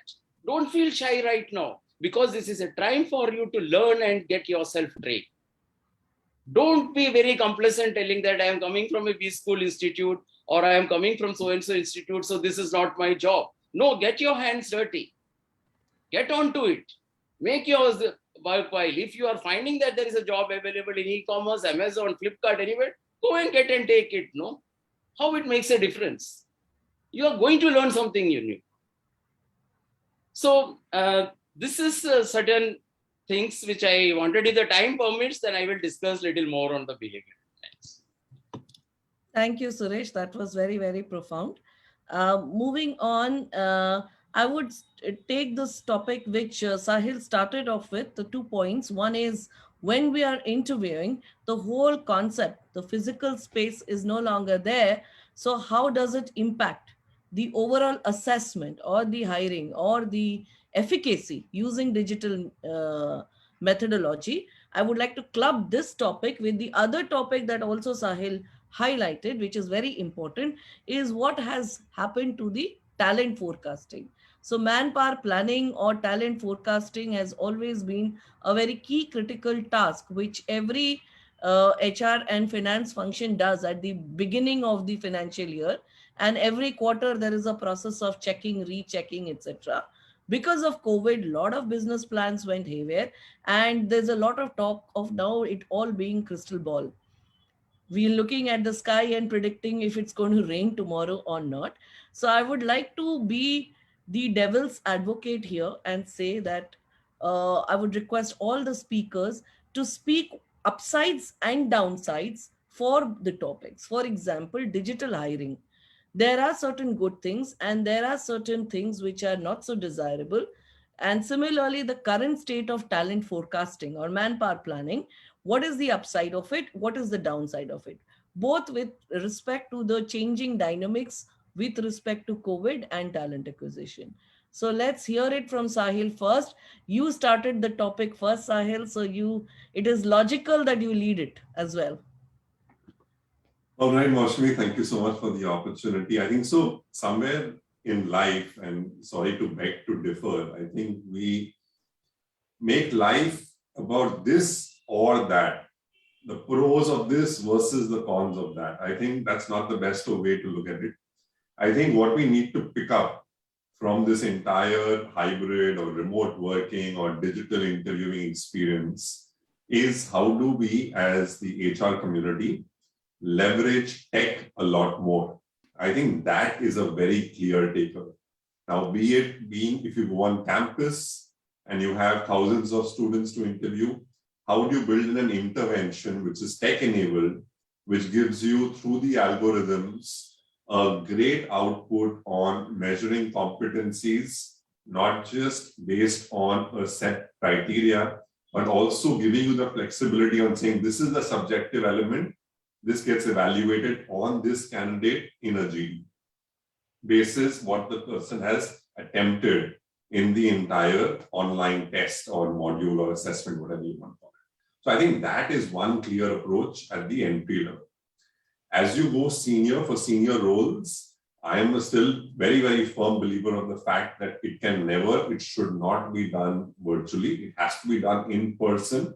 Because you call me old school or whatever, but I think in person is the way to go for senior, mid to senior roles. Now, talking about the pros and the cons, I think we should look at a mix of both. Erstwhile, we had so many recruiters travel to far off places on campus to do campus recruitment. I think a lot of that can be done automated, a lot of that can be done online, can be leveraged through tech. And that saves you a lot of cost, that saves you a lot of travel time, and it saves you a lot of fatigue. There was a huge market that we couldn't explore because it was geographically distant. Today, tech gives you that opportunity to go across borders to pick up the right talent. And for the right candidate, it's always good to then fly the person in or interview the person, or you travel for business meetings. So I think to summarize it, two things. One, life is about this and that and not or, and therefore pick up the pros of both the aspects and marry them together. And the second thing I want to leave everybody with is for all the students who are on the call, I think be it virtual or be it in person, as you graduate from your institute, the one thing that you should definitely upskill yourself on, if you've not already done, is the ability to have a conversation. And that conversation doesn't need to be reduced to an interview, but it needs to be expanded to a conversation. Because if you can have that conversation, then I think you'll be able to make inroads a lot better rather than just preparing, quote, unquote, for an interview. Back to you, Maushami. Thank you, Sahil. That is very useful. Sahil, with respect to talent forecasting, anything that you would like to share? How has it changed? I think, Maushami, that point I intentionally didn't touch upon because I'm not a subject matter expert to talk about it. I think business is so dynamic that planning into the future is, I think, a thing of the past. True. I think what is important is to have a directional vision. Right. To calibrate that directional vision on a periodic basis the various metrics that one would track in terms of affordability, in terms of talent market. If the talent market is really hot, do I need to build a bench? And therefore, do I need to hire a couple of more extra people, right? If there's a business that's not doing well, do I need to cannibalize it to a certain extent and redeploy people instead of they losing jobs and reskill them?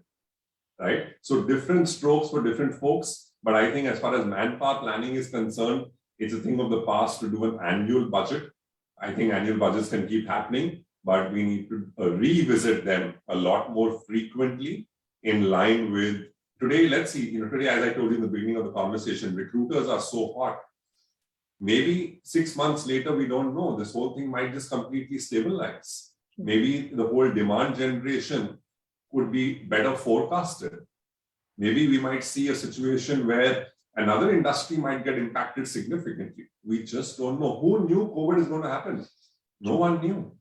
Tomorrow, let's just say the entire internet across the world crashes.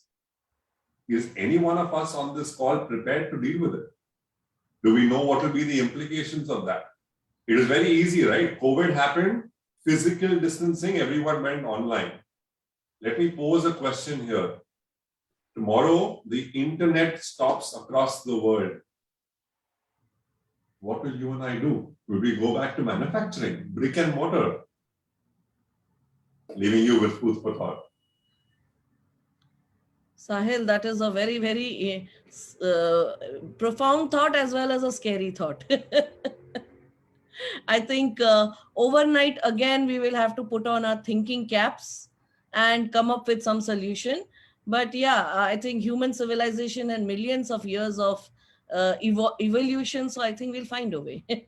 But the thought is scary for sure. So let's move on to Subir with your views. So again, same thing. If you could share upsides and downsides of hiring at a remote model. And the second thing is, how has this impacted the manpower planning that we are so used to and so comfortable? So before I answer you, Mosmi, thank you very much for this opportunity. I wanted to compliment Sahil. Whenever I hear his voice, I always think that Amitabh Bachchan is talking. So, and second, on a humor note, Sahil, if internet goes down, then half of us will be out of job because half of the time we are either writing mail or replying mails. And Subir, the irony is when for our daily wage workers, all their jobs went away.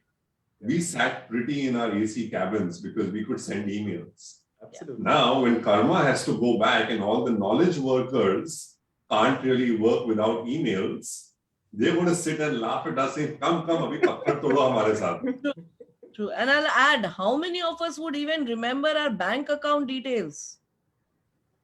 That would, none of us have any more paper, this thing, passbooks and checkbooks. We will get daily wages in cash. That is good. But I would also like to retrieve the money, a little bit of money that I have in my bank account. But let's get back to Subir. Two things, Mosmi. One about the talent forecasting part and how it will impact strategic manpower planning process. So I would answer this in two parts. One is strategic manpower planning process are in two parts. One is for the business as usual. So you have a long-term business which needed to be run. So I don't think there would be any change because the similar strategic forecasting process or manpower planning process will continue. The second part, which is a short-term business or which is client dependent, that you are doing forecasting for project which is supposed to come, especially in IT sectors or similar sectors, that is going to change. So for that there is a couple of models because we are also in that business where we support a lot of distribution utilities across the globe. So we have, since we had a lot of time, we have devised a model which is called probability-based hiring model. So there, what we do is that we interact with client as well as the internal BD team, and based on the probability of getting business, we have defined a model how we are hiring. So that is one impact which is going to happen as far as the strategic manpower planning process is concerned. To answer your second question about the hiring and how it is being done in the organizations. So one is that since we had a lot of time, we thought that the quality of hire and the quality of talent in the company also needs to be important. So especially since most of the students are attending here, we did an analysis and we created a predictive hiring model internally where we did analysis of data analytics of last 5-6 years time, and we created a model, and I will be happy to share that model with any company who wants to have a look at that and implement that free of cost. So what we realize is that many campuses, suppose we are going to 100 campuses in a year, So we realized that about 50 of the campuses are not people from where we should hire because they don't stay in our organization for long. Then we did analysis on the state of people who are coming from, the family background which they are coming from, the qualification which they have. So there were about 20 variables basis which we created this predictive hiring model. And now we are very sure that where we need to go and what mistake we have done in past. The second model was that we focus a lot. So external hiring and campus hiring will continue because we strongly believe on hiring GETs and MT, and that is a larger pool of lateral hire, the external hire which we do in our company. But there was a lot of focus on creating talent within. So we created an internal talent pool, and we also created an internal marketplace where people from one function can get exposure of work from other function and they can work. And it was driven by the employee. There's no push from HR or the leadership team. It is employee driven. So the project marketplace has been created.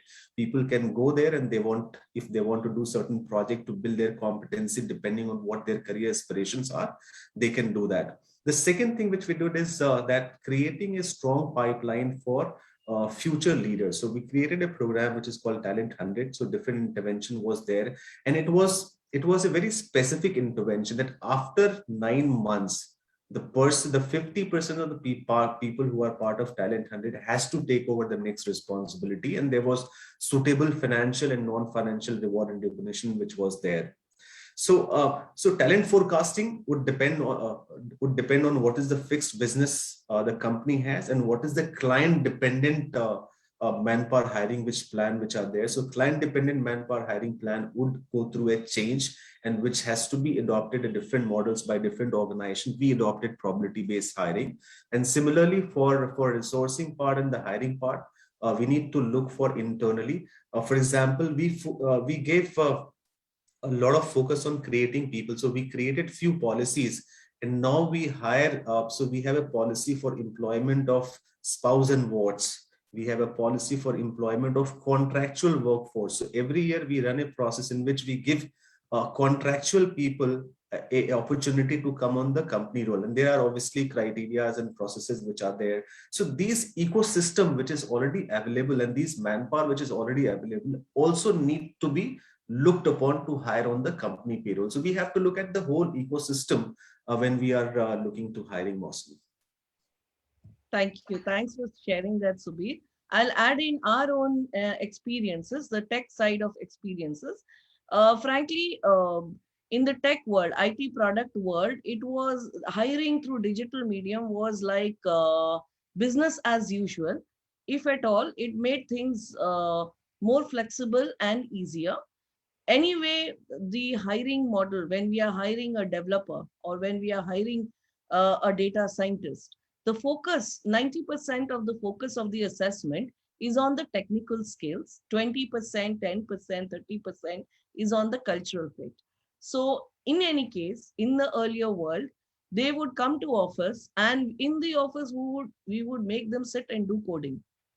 Now they don't need to come to office, and through a tech-based medium, through an app or something, we make them do coding, and that becomes the center of assessment. So therefore, hiring through digital medium was just business as usual for us. In fact, what helped us was we were able to leverage the different interviewers from different parts of the world. So earlier it would be only India interviewing. Because of technology, we were able to use interviewers from other parts of the world. So actually it became a very good exercise of knowing different assessment skills, different interviewing skills, different best practices from, say, the US team or the Singapore team and the India team. So overall hiring experience as such, if at all, it became better, or at least at the very least remained stable. What we also added in as a guard against hiring cultural misfits is we started focusing more on the HR cultural rounds, which earlier would be lesser in number, or at least the duration would be less. So that became something that we started adding it more rigorously, simply because we know that we are operating in a virtual platform, and we need to know a little more about the person than that what is visible from here. And in terms of manpower planning, I'll agree with all of you. It became slightly less than the annual cycle. We became quarterly based in terms of annual or the manpower planning. And interestingly, in the tech world, the technology changes very fast. There is also this thing of people not having delayed gratification. So we deal with employees who want more and more and more, and they want it as of yesterday. So in changing needs of the employee bases that we hire, we understood that the roadmap, the hiring roadmap has to be fast and agile. We have to see what is working for us, what is not working for us, and not wait for 12 months to fix it. So these are the two changes that happened. So yes, from the tech world, I would say it was business as usual, and digital hiring just made it better. We got access to the best practices and real-time data from different interviews across the world. Let me hear it from Suresh. Anything that you would like to add to this discussion that we are already done? See, if you ask me, hiring is again very dynamic. It all depends on the business plan. In my 30 years of career, where I have worked in numerous industries with different phases, one thing which I have seen is that it all depends what is your business model all about. And today, hiring is much more challenging because from a traditional manufacturing, we are moving into an automotive manufacturing. I still remember working in one of the automotive sectors in 1 year span when I joined the organization, where the welding was done manually, and while I was leaving an organization, it was robotic. So the investment which the company has made to see that how long they are going to get a payback and what type of intervention they need to have in the business, it all depends on that what type of hiring it is going to take place in future. So we cannot have a fixed hiring plan for any of the organization. Today, if I say based on my business model that I require 100 people in so-and-so vertical, so-and-so department, maybe that just after 3 months, this entire plan may change. Why? The entire business is becoming dynamic and entire Bignum is very versatile today. We never thought that we will be moving into an IT few years ago, just a decade ago. There's so much of IT intervention will be happening. This is one thing. Secondly, coming back to one question on the hiring from the institutes, where I have found that one gap which has been identified very usually, that the students come up and join an organization in spite of not knowing that whether it interests them or not. And same way, the organization's capacity to do an assessment whether job is going to make them create any interest to the students or not.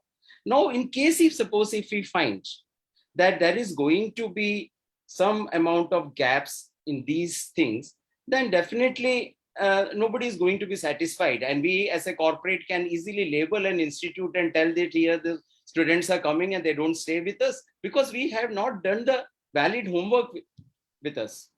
Now, I wanted to give a very classic example of I was working with Mafatlal Industries. So in Mafatlal Industries, we were finding it that the students are coming, joining our company, and in a very few months' time, they have been leaving. So we said that, okay, let us rework on entire thing. So we won't hire the students directly, but whereas we will place these students, we'll take them as a summer interns. Let them first understand our culture and let us understand whether there is a fit for these students or not. So and our summer interns programs were based on the number of interns we will be taking on a permanent job. And it was double. For instance, in case if suppose we had a permanent vacancy of 12 people, so we have been taking 24 summer interns. And these 24 summer interns were given the same type of training as we were used to give for the permanent people. And then we have to identify whether they were going to gel with our culture or not. And in case if we find they are gelling with our culture, instantly we will make them an offer. And we see that those people who have been made an offer during the summer internship, they come back and join, they stay for a longer period. Second work, what we have done is that we have taken 100 years history of our organization. And we said that in case if this is an 100 years history, so what is the value system that we have been living on? And we started making our competencies based on those value systems. Because whatever said and done, any organization, be it Birlas, Tatas, Mapatlals, there is some amount of influence of the leadership on that organization which drives the values. So whether the entire HR system or the entire HR focus is creating a semblance to that value or not is very important to understand. So when we went back to our chairman and said that, okay, this has been 100 years of culture which we have been following, you have anything to add, you have anything to contribute, because we wanted to develop a competency. So when we started developing a competency, then we had a development center based on that and we started hiring. So that was a time when we said, okay, the communication need to be very rampant and it has to be very candid. So I still remember one of the Bs in one of the IIMs, I am going and asking the student that in case if suppose you get hired in my organization, then you have to carry a bag with my sales representative, walk across the street. Are you ready for it? So this is a type of communication, because what happens is the students when come and when they are made to get trained in this type of, they say that, okay, this is not my job. I'm coming from the B school. So we have to be very candid in the focus. So then we will interview only those candidates who are interested in these jobs. So these are some of the aspects both on hiring as well as on the manpower plan. This is my take on it. Thank you, Suresh. And I think we are at the end of our discussion, and I hope people listening to us found some value and some insights to remember and work on. And before we leave the S3M team, I would request each of us to give a 2-word suggestion or advice or thought process for our students to remember. 2 words. So let me start. My suggestion, not advice, my suggestion for students would be adaptive. Let me pass it over to others. Let's keep it to 2 words.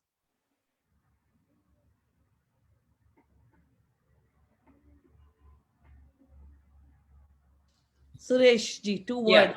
Yeah, I say that don't be complacent, number 1.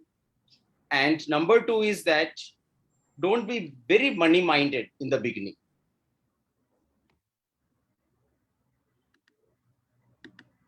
Thank you.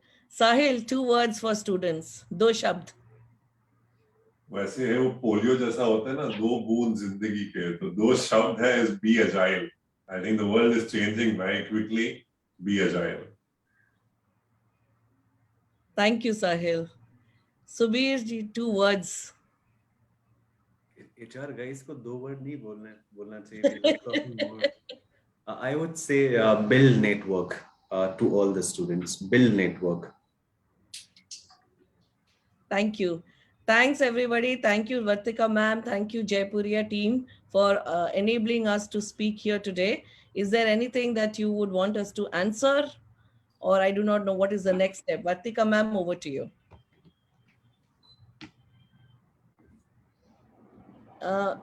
Ma'am, you're muted. Okay. Ananya, you take it over. I think there's some problem. Okay. So, thank you so much for the entire session. It was great hearing you. And Subir ji, Sahil ji, Suresh ji, and Mashmi, you moderated well. Mashmi, amazing. And it was, it's always like Subir sir said, it's always good to hear to Sahil ji. So I'll not do this vote of thanks. My colleague is there, Professor Kanchana, for the vote of thanks and memento presentation. So over to you, Kanchana ma'am.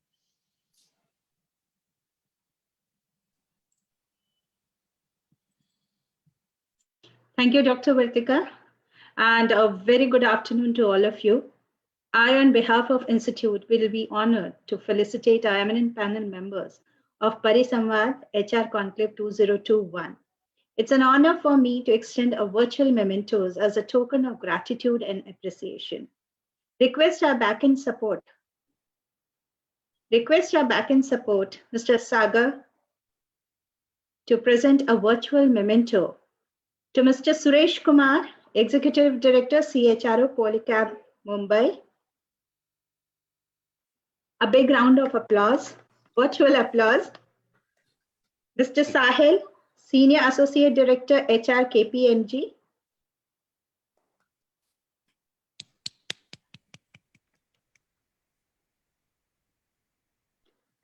Mr. Subir Verma,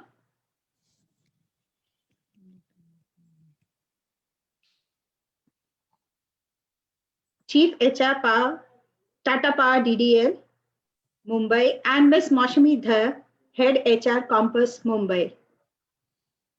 Thank you, Sagar. And with this, we come to an end of the first panel discussion on talent acquisition, changing dynamics, and surfacing challenges. Before we move further, allow me to propose a vote of thanks. Charlotte, this post-pandemic era is challenging employees and organizations to fit best with expectations of each other. A lovely and warm morning, or afternoon, I should say, to our most valued and worthy panel members, respected faculty members, and all dear participants. It's a matter of pride for me that I'm proposing a vote of thanks to the first panel discussion panel members. I, on behalf of my institute and CORE HRIR, first of all spread my most sincere thanks to the Lord God. I must remark a proficient sense of gratefulness to all our panel members, Mr. Suresh Kumar, Mr. Subir Verma, Mr. Sahil Nair, who gave their valuable time from their busy schedule and shared their valuable insight on the theme of first panel discussion. All the participants of the sessions are all inspired by your highly sparkling words. Wholeheartedly would like to show my gratitude to Ms. Maushami Dhar for very effectively and amazingly moderating the entire session. Thank you, ma'am. I mention my sincere sense of gratitude to all the volunteers to make this session possible. I'm also thankful to all the participants for coming here and attending the discussions with zeal and enthusiasm. Thank you all and have a wonderful day. Over to you, Ananya. Thank you so much. Thank you, everyone. Thank you very much. All the best. Thank you so much, ma'am. Thank you so much to our eminent panelist team. Thank you. So now to carry forward the session, I would hand over to Rahul Rana, our PGDM first year student. Thank you. Thank you, Ananya. The technology boom in the last 20 years has seen a drastic change in the way we lead our lives and work.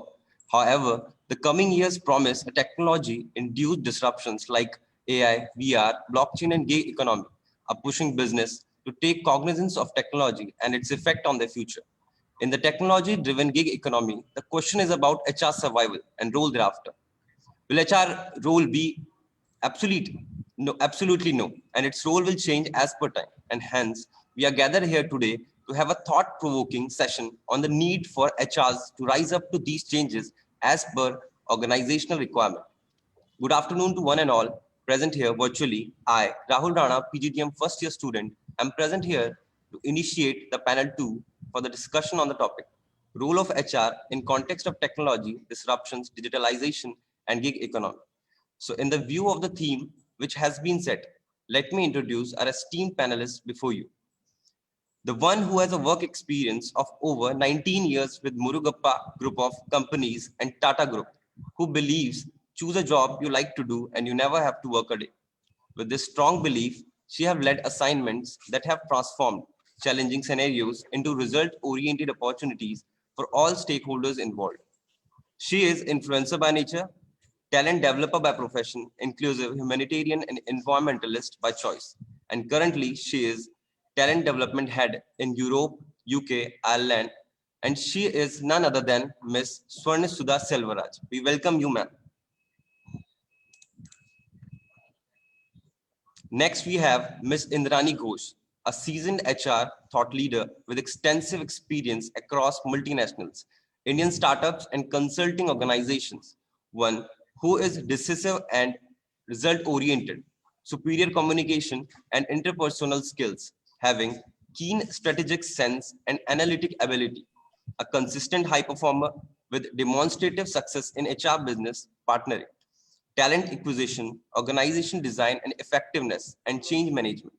And currently, she is Chief Human Resource Officer at Global Growth IOC. I wholeheartedly welcome you, ma'am. Thank you, Rahul. Welcome, ma'am. Next, we have with us Mr. Naresh Devi, Chief Growth Officer at UZIS, which is Human Resource Function Management Company. His vision is to strategize and fasten business to start in India, an individual who received various recommendations on LinkedIn, highlighting his deep-rooted competence, excellence, focused approach, and a great guide makes him a seasoned HR professional. We welcome you on board, sir. Thank you, Rahul. Welcome, sir. And last but not the least, we have another eminent panelist who is Miss Harini Srinivasan, a business transformation evangelist, a design thinker, a neuroscience enthusiast, and behavioral scientist, adept in unlocking human potential in organizations. 24 years of successful experiments in the areas of leveraging people potential for business agility, which helps her to be an influencer to both industry and academia. We welcome you, ma'am. Now, I would like to request Harini ma'am to take over the session, and she's also moderating the session. Over to you, ma'am. Thank you so much, Rahul, and a very good afternoon, all Jaipurians. It's great to be back with Jaipuria for yet another event. So let me tell you about my friend Anamika. So Anamika is actually going to an organization for an interview. She enters the venue, and at the reception, she doesn't have to do anything because people already know that she's coming in and she's welcomed very warmly. She's escorted to a place in the cafeteria, and somebody from the HR team comes and tells her that, why don't you have some refreshments, because there's going to be some time for your interview to happen. We know that you are vegan, and here is your vegan meal. Anamika is pleasantly surprised. She sees that all her information is already there on their systems because she's checking whether she needs to carry a printout of her resume, whether she needs to carry certain testimonials because it's a high profile job, but she figures out that everything is in place. Anamika feels extremely comfortable there. She has a question to ask about where the restroom is, and before she can actually ask that question, she finds enough people around with whom she can communicate very easily. She finds her way out. It's almost time for her interview, and she's able to navigate her way through the building, through the interview room, absolutely seamlessly. She has not yet met many people out there, yet she's had a brilliant experience. When her interview starts, she's extremely happy with the way it goes because she's out of stress. When she reached the place, she was served a meal of her choice, and she was very well taken care of. She had no technological glitches, even though everything was technology dependent. But this is a scene where we're actually talking high tech. I'm not talking anything from the sci-fi movies where you have digital screens around you and you sway your fingers and make things move. I'm talking for pretty much realistic situation, which can happen or probably is happening in some organizations already. Jumping straight to the context of what is the role of HR in a technologically disrupted space? Does HR have to recontract its role? That's what we're going to discuss today. And the panelists are going to come out with some real crystal clear points for all of you to take away with, right? So there are two rules, like I always say. Rule number one, no question is a trivial question. So keep the questions coming.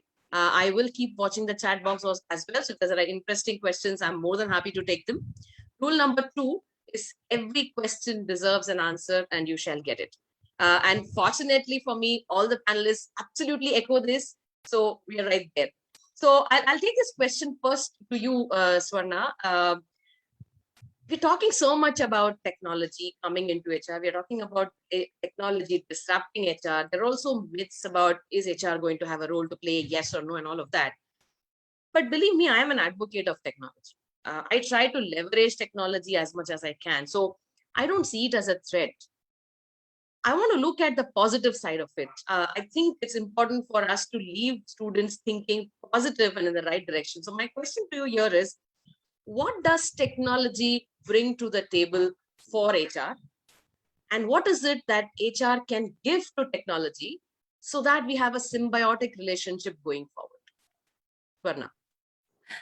That's actually a great question, Harini. Thank you for that. A special hi to all the students who are going to come into the HR specialization and work with all of us. Very delighted to meet with you all and all other participants as well. And a very good afternoon to all my co-panelists as well. So this question, the reason why I said it's very interesting is, I want to actually quote a very interesting story that we have heard as kids. There is this monster who would eat you up if you stop giving work to it to complete. So if it doesn't have work, it will eat you up. I would actually compare it to technology. We can actually use technology really well. From a technology, what we can give to technology is actually a lot of work. You know, we can give a lot of work. We can give a lot of data. We can give a lot of challenges, and technology will give us solutions. That is technology from HR in short. Technology for HR, I'd like to touch on two important aspects.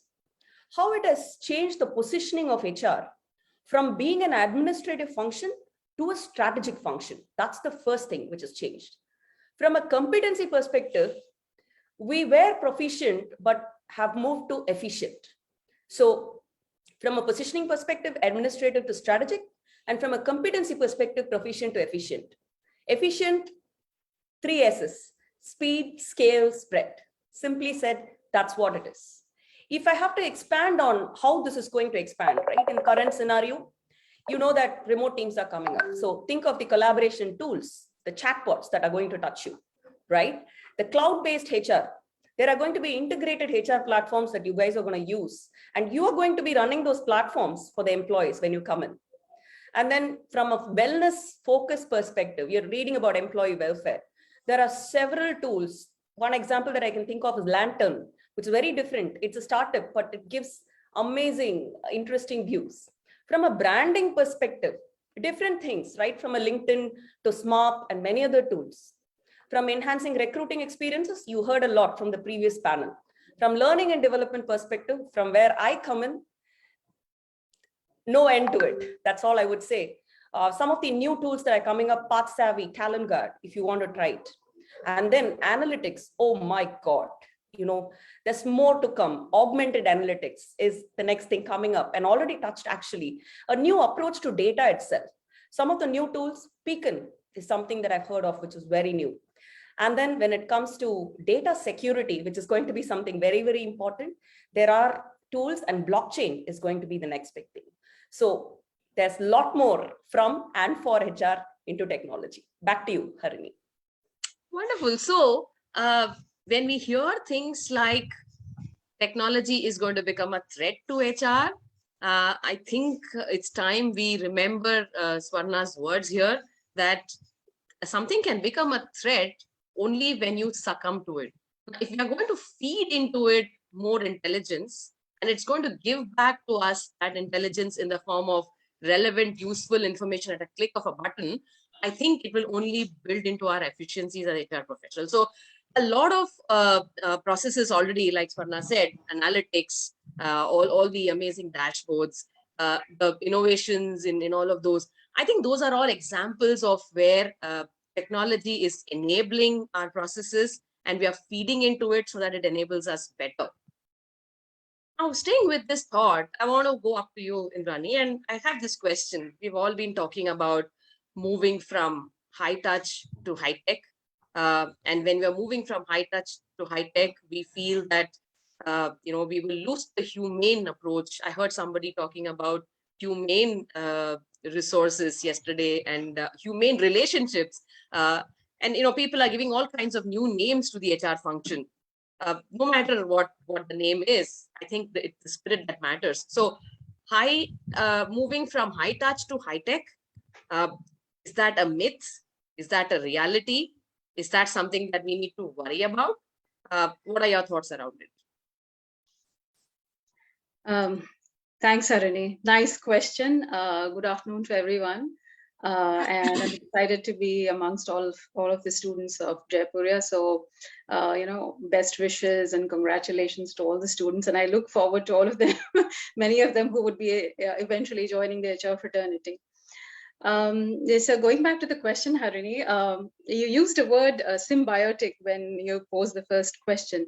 And I think the question should not be either or, it has to be symbiotic in nature. So we should not get into a situation where we are either using technology or using the human touch. So I think the best thing is that right balance between both of these things.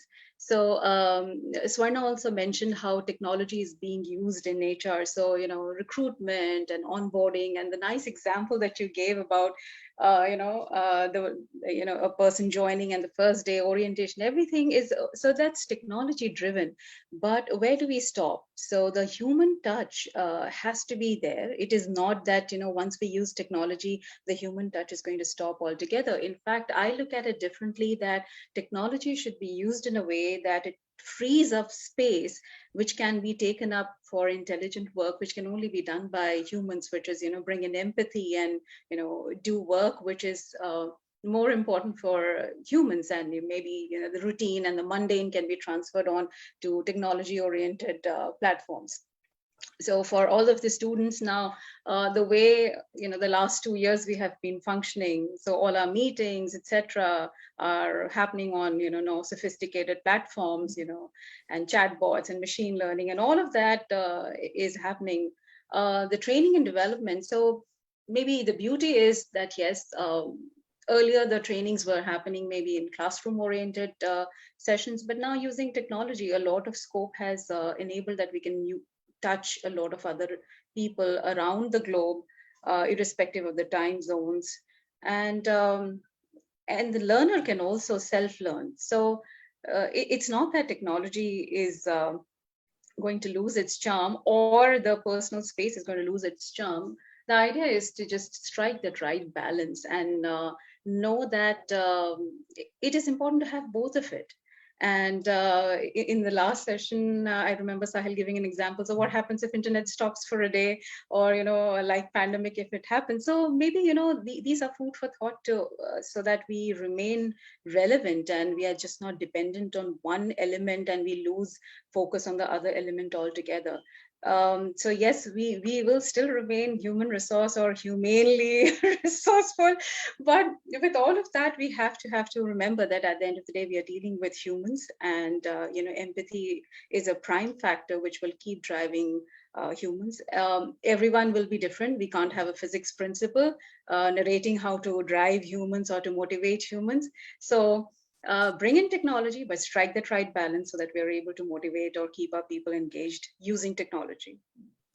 Back to you, Harini. A lot more positivity coming in from you as well, Indrani. So I was trying very hard to see if I can get this panel actually into a debate mode, but I don't think I'm really successful in that. All of us are driving home a point saying that its technology is going to be an enabler and HR is going to reinvent itself to use that enabler for better outcomes. Now that brings me to this point, Naresh. I want Naresh to go back several years and do some kind of a retrospective over the past many years. And we all have studied about how the personal management function evolved, and over a period of time, it became HR business partnering, what we call it now. How everything moved from maintaining registers and books to actually talking about people, interacting with people, making meaningful conversations, how things moved from only marking attendance to building flexible policies. So there has been a big transition. And as a function, nothing became redundant. We only reinvented ourselves. So now and we're all happy about it, right? So we're all doing much better than our predecessors. We all know that. So obviously we have made that transition extremely well. So now going forward, if the next transition is using a technology as an enabler, if we have to look at how we will reconstruct or recontract the human resources roles, how do you think we will make that transition, Naresh? So it'll be good if you do a retrospective, what went well in that transition, and superimpose it with the prospective. That'll be nice. Naresh, Thank you, Hari. I'm going to jump in between, and I'm going to actually. I like this. tell all the participants who have joined in the story of why Harini is posing this question to you. Okay, in a conversation that we had yesterday, all the participants, Naresh was talking about our lifespan getting over and we all being old. So Harini decided that she will pose this question to Naresh. So Naresh, I'm not letting anyone grow old. Anyone who's in my vicinity is not allowed to grow old. So that's why this is for you, Naresh. That's very good to know. And then I was just about to say that though the question that was there, had you posted was saying, okay, I have to go a few years back. I definitely go few centuries old to talk about the evaluation of how things were and all this thing. I'm sure like, there's a lot of talk in the town of industry 4.0 that has been coming up and what's going to happen in the future and all. So when I'm just talking about industry 1.0, when it started from being a farmer-led, cultivation-led kind of a process to the factory kind of a concept way back in 17th or 18th century around. That's where the actual concepts of getting pooling people together to make something out of it. Otherwise, all of them they have their own individual farms, they're doing themselves and all these things to a kind of a mass production with invent of whatever the kind of engines that are coming in and all this thing.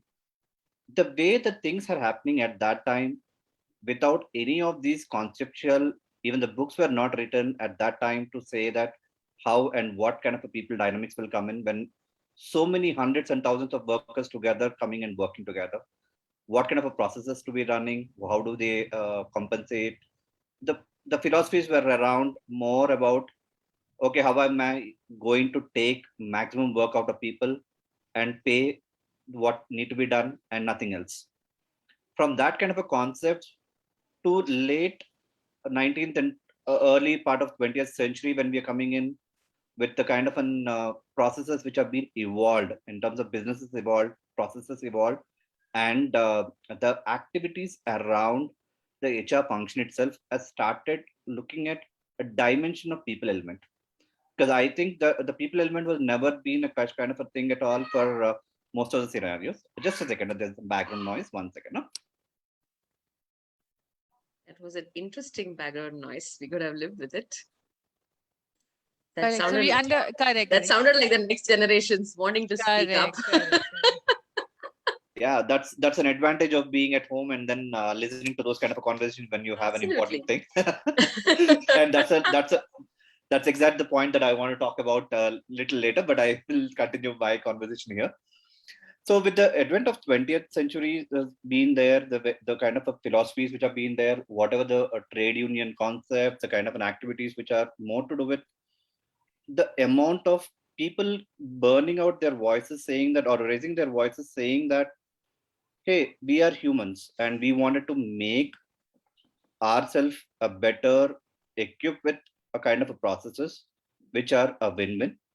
And second is more about we are not a machines to be tortured to continuously work and then be around and then take it across. So the kind of voices of those kind of a workers classification and other kind of people who have been there in the organization has led to something which is really a kind of an, whatever we call it as a personal management or the kind of a trade unionism or the kind of industrial laws and all these things, they're coming in existence because of those frameworks coming in.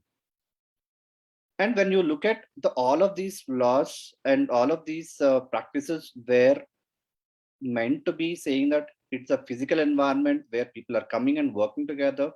I can see people, I can relate to people, and I can do that.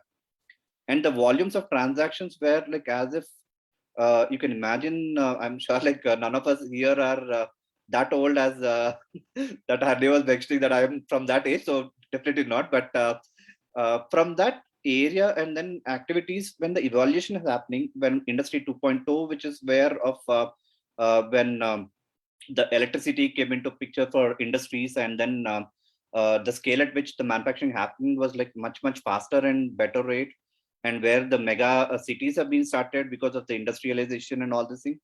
where people demanded some kind of a class along with the mass kind of thing. So that means that people wanted some kind of a recreational activities, they wanted a club, they wanted some kind of infrastructure which is ready to make people work together better and all these things.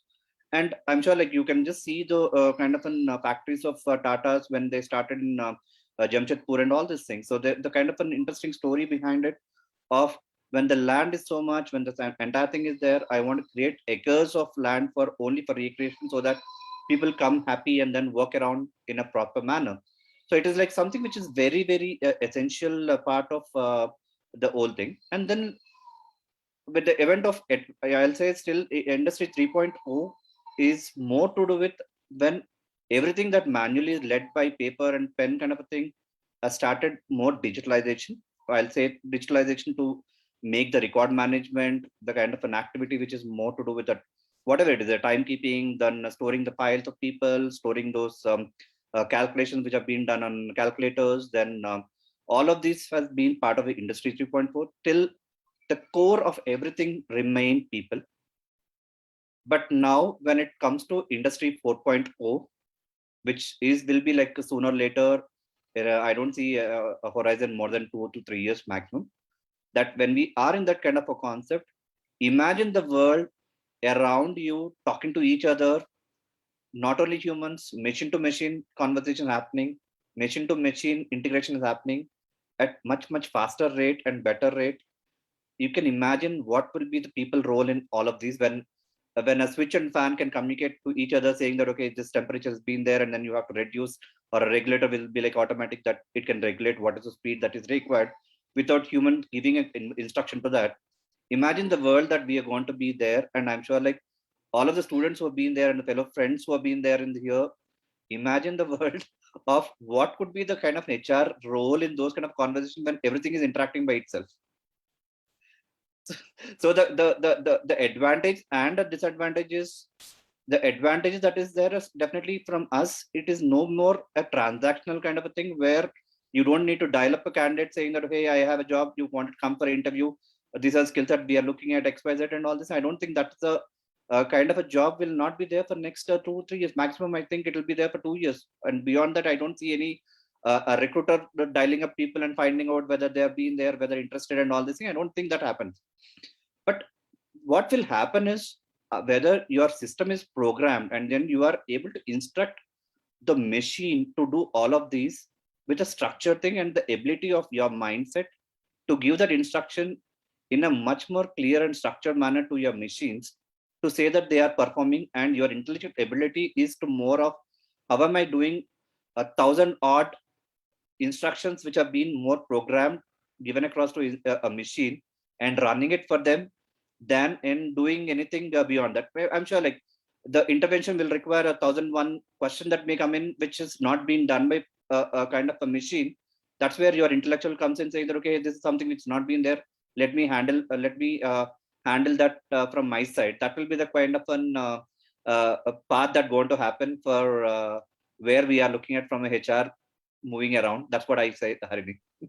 Thank you so much. And for any Avengers fan here among Jaipurians, that was Captain America for you. He flew us through hundreds of years of Industrial Revolution 1.0 to where we are and in the future.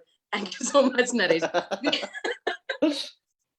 So, we have a question from Anirudh, and I'm going to slightly twist it to convey what he wants us to convey, as well as bring it back to the context is how important is emotional intelligence for HR? That's what Anirudh wants to know. And he wants to know if the technological disruption is enabling more rational thinking or not. So, but bringing into the context of HR roles in technologically disrupted space, I want to rephrase this question is that what could HR do differently so that it uses technology as an enabler to make more rational decisions? I'm leaving this question open to anyone, and all of you can answer as well. And I have some comments as well at the end. Parna, you want to go first? Sure. I was just waiting for someone to. Yeah, I know this is an area of interest of yours. See the answer of, the changing roles of HR and how technology is going to enable it. Now, there are different perspectives to this. One needs to experience it to see how they can really make the best out of this. From an emotional well-being perspective, especially after the pandemic, there is absolutely no argument that there has been stress amongst employees. There has been challenges in well-being. That's one side of it.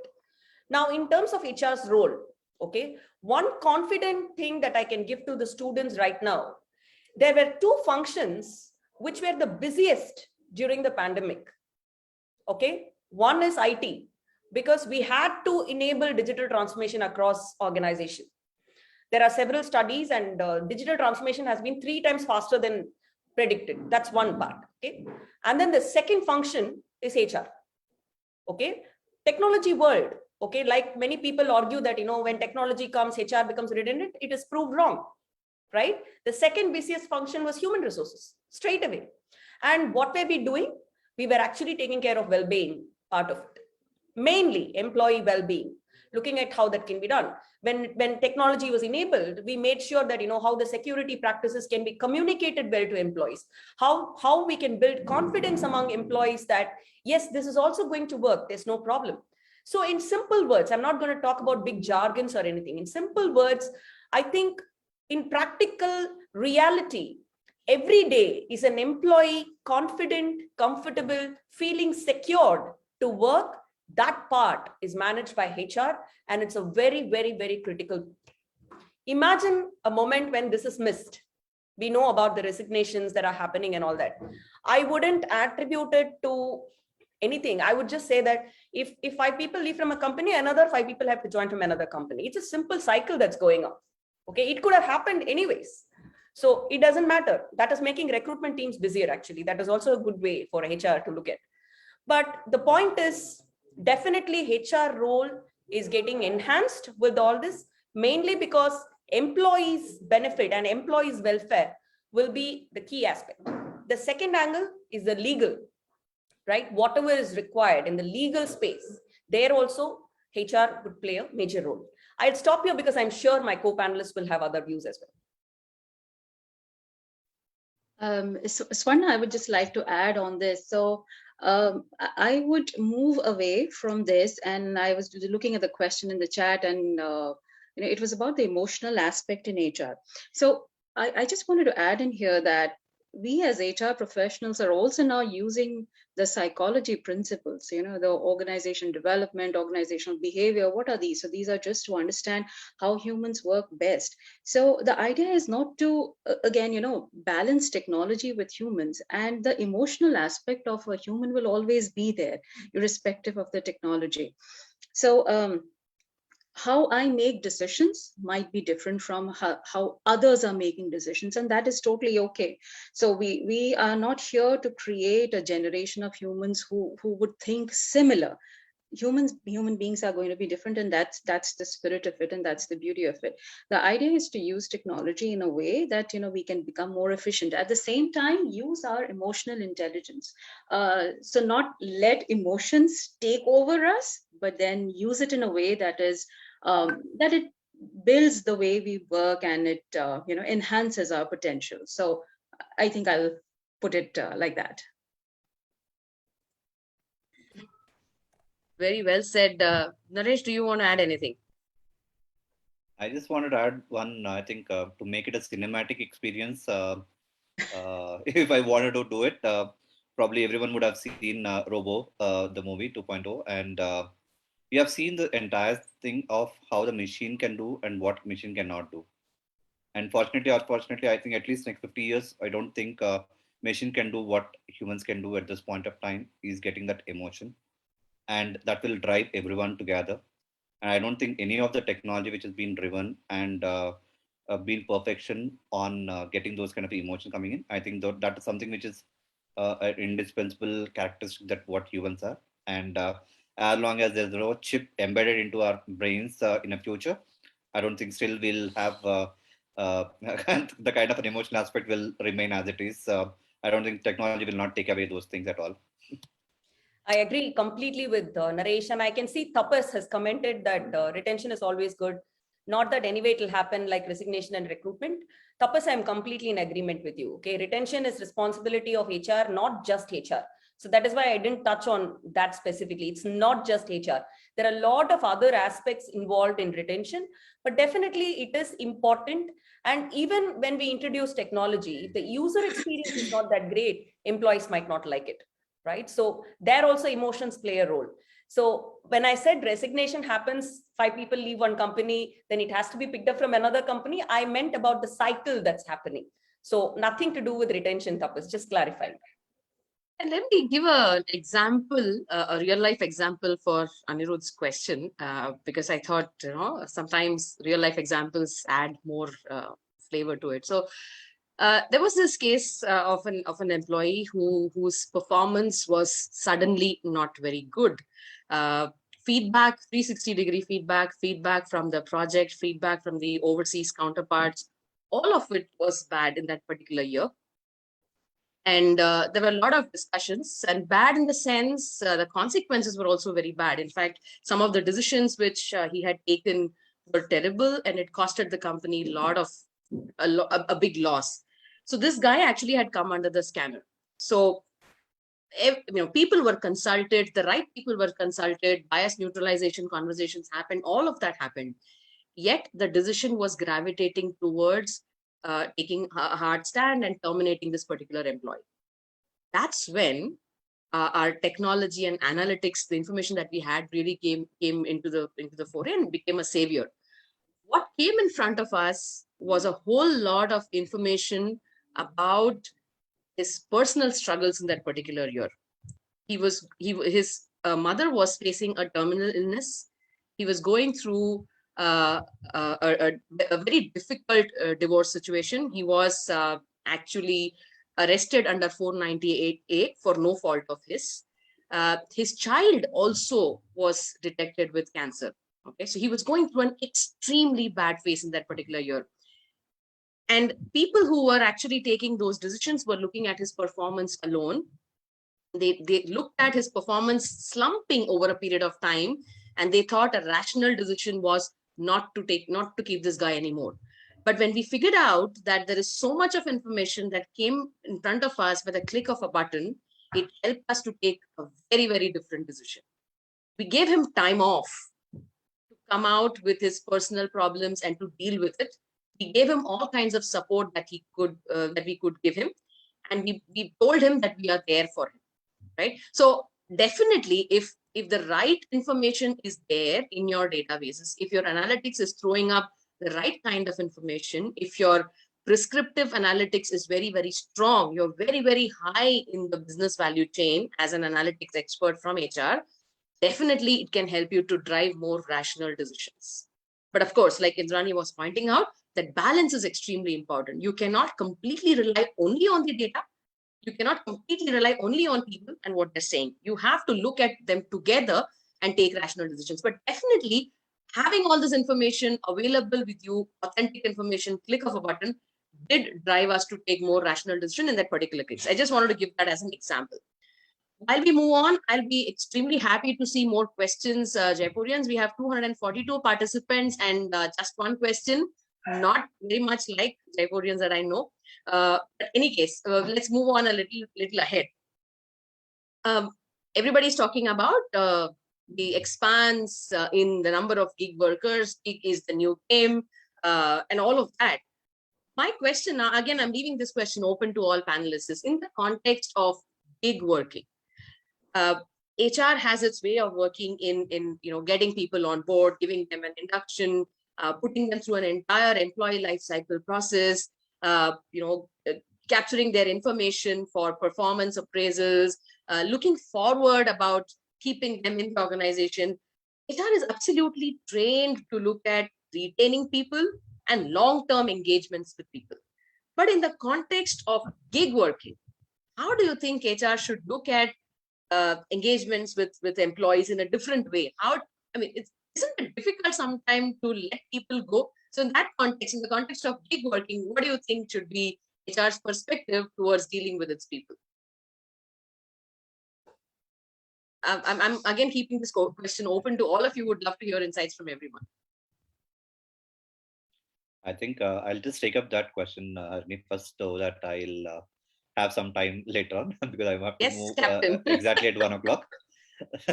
So I was just browsing all the photographs that have been there on what to say, the Zoom window that I can see. I think at least 3 or 4 are in a formal attire with what a business student should be looking at for whatever the reason, I don't know. But rest all, if I see the entire photographs who have been there, lovely girls that have been there, boys who have been fantastic models around, and a lot of people who have been putting a lot of cameras. The reason why I'm putting up this point is what you are is seen in what you are actually action about. And when it comes to a gig work that is happening around, that gives a lot of flexibility in terms of what you wanted to choose, irrespective of whatever the degree that you carry. And I'm sure like 99%, I'll say that 1% is Levi's because I don't want to generalize the statement. 99% of people who have been doing what you are doing right now on HR or whatever that is coming, and then you're being there. I am sure like at least 5 years back or maybe 6 years back, you would have not even thought that you wanted to be what you are right now, or attending the session of HR community and taking HR course. And I don't know, I still see that it's a irrelevant topic to be there, because at the end of the day, it is a choice that came naturally to us because of some factors which have been guided, and then you've been there. And it doesn't mean that you are true reflection of what you are. And I like the way that Harni put in yesterday when we are discussing that she's from a completely a pharma professional by itself, and then chosen HR because she loves to change the way that organization works. So that means that people are not bounded. When they are not bounded to what they are supposed to do, gig work can be a kind of a game changer in making those things. That is one point that I want to say. Second area to the question which Harni was saying more about how HR can engage them. The engagement is more driven by the kind of value that is coming in on what they need to do as an individual in the organization, and understanding that they are not going to stick on for a long time. And it's more stick on for a long time doesn't mean that they have to be there at 6 months or 1 year kind of thing. There are few hours in the system. Okay, understand that gig workers maybe like as low as even minutes also being there, but I'm still exploiting that to hourly kind of a thing where people are just being there in the system for 1 hour or 2 hour kind of a thing. However you want to engage them. Practically, I don't think there's an engagement concept that comes in, but well, you are making sure that they're part and feel that they're part of the organization for even that 1 hour of the time that it is spent in, and giving that value to the end customer who's been interacting with them. Like say whatever it may be there in terms of the taxi driver, the kind of an people who are a graphic designer, then all these things who have been at least coming part of a gig work kind of a concept. Are they really doing or understanding the organization and showing that their part of work can reflect and represent the whole organization? If HR can do those kind of inducive climate and give that kind of an orientation to them, saying that even though they are part of a gig work and then been there for a few hours in system, how well they are representing the organization, because even a single mistake that they can do at that level can represent the whole organization at one level, because it's like something which is I'm sure like we have enough examples where things gone wrong because of these kind of a concept coming in. And how are we protecting those kind of a thing even for the time that they are spending? I think that's where HR can play a vital role. That's my point. Wonderful. Anything you want to add, Swarna and Indrani? Very, very well said, Naresh. You know, gig, but just to create some interest, I'm going to take a very different view on gig. Okay. Is gig new? I mean, I'm saying gig is not new. Okay.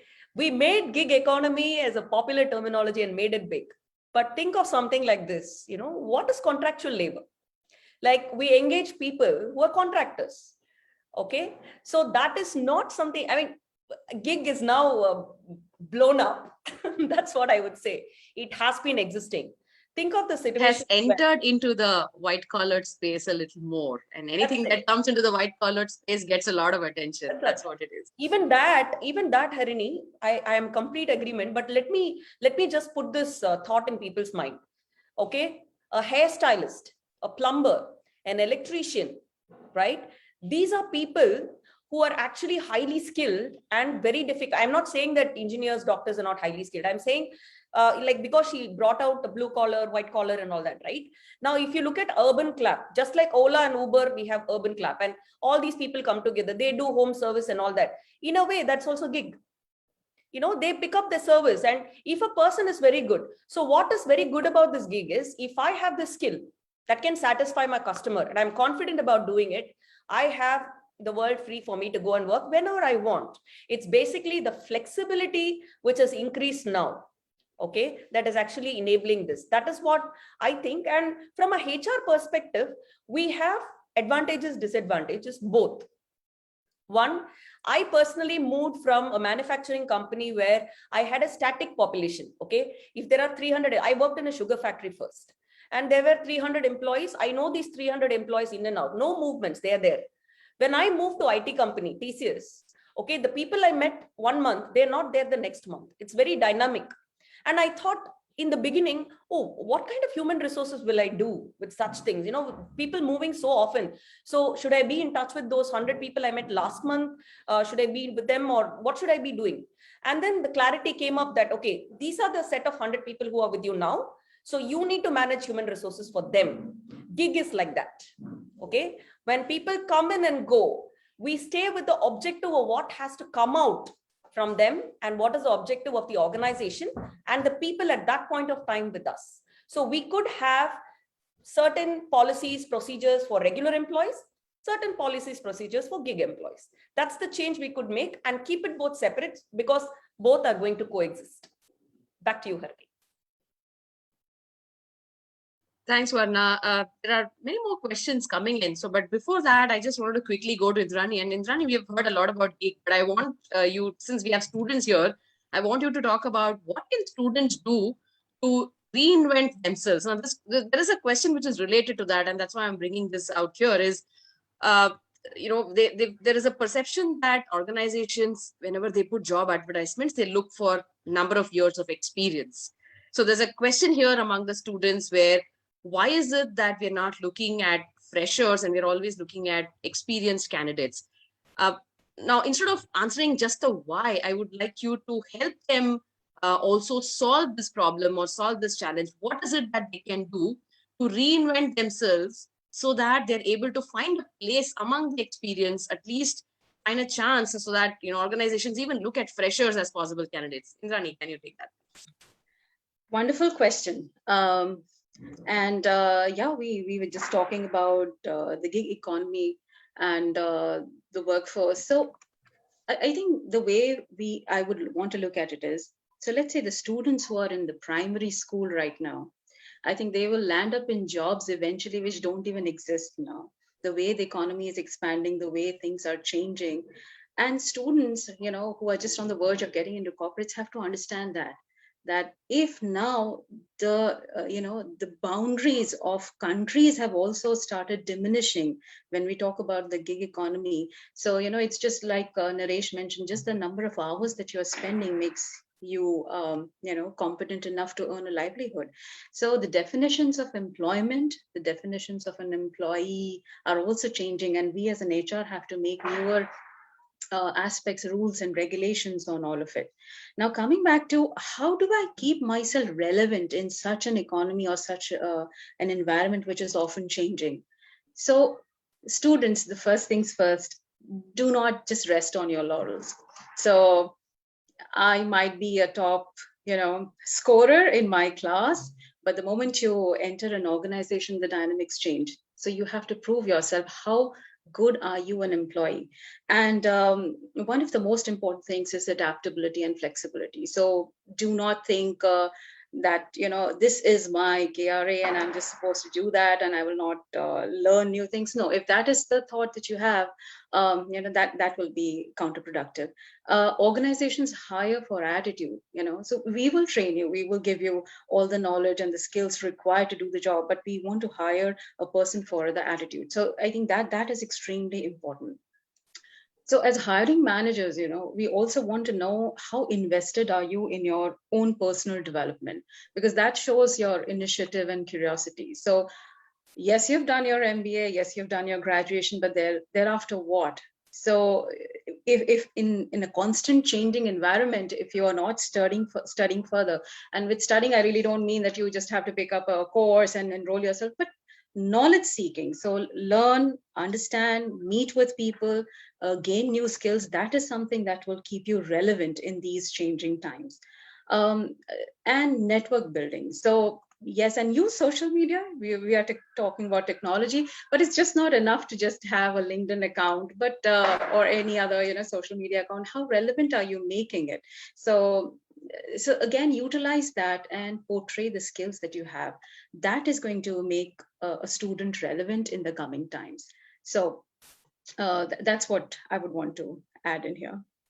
Well said, Indrani. And talking of social media, just a piece of advice, a tip to people is when you're attending sessions like this, don't let it just remain sessions for the sake of attendance. If you can capture the highlights and put it up as your own learnings on social media, that could give you a good start to start writing on social media, meaningful content. Believe me, there is a dearth of meaningful content even on the popular social media. Apart from announcement of awards and display of certificates, we see very little thought leadership. And definitely all of us are going to be absolutely thrilled, including the faculty members, when students start writing thought leadership. And thought leadership can come from anywhere. So I take that as a piece of advice for everyone here, that start writing whatever you're learning and share your thoughts. That's a wonderful point you brought forth. There are a few more questions, but I know that Naresh also has to drop off at 1 o'clock. But just two more questions which are very, very relevant and pertinent.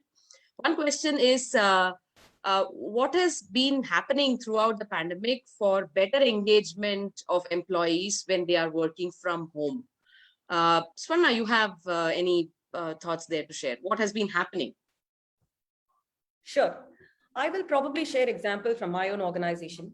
We are 500,000 plus organization across the globe. So pandemic was global. So for us, every geography and all that, we had to bring that together.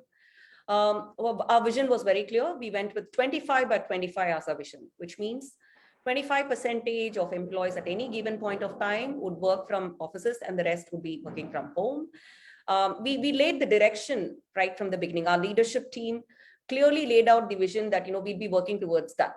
And during pandemic, we brought in something called SBWS, which is Secure Borderless Workspaces, which means we actually made sure that 100% of our employees are enabled with the tools to collaborate and work from wherever they were, and it was secured, borderless but secured.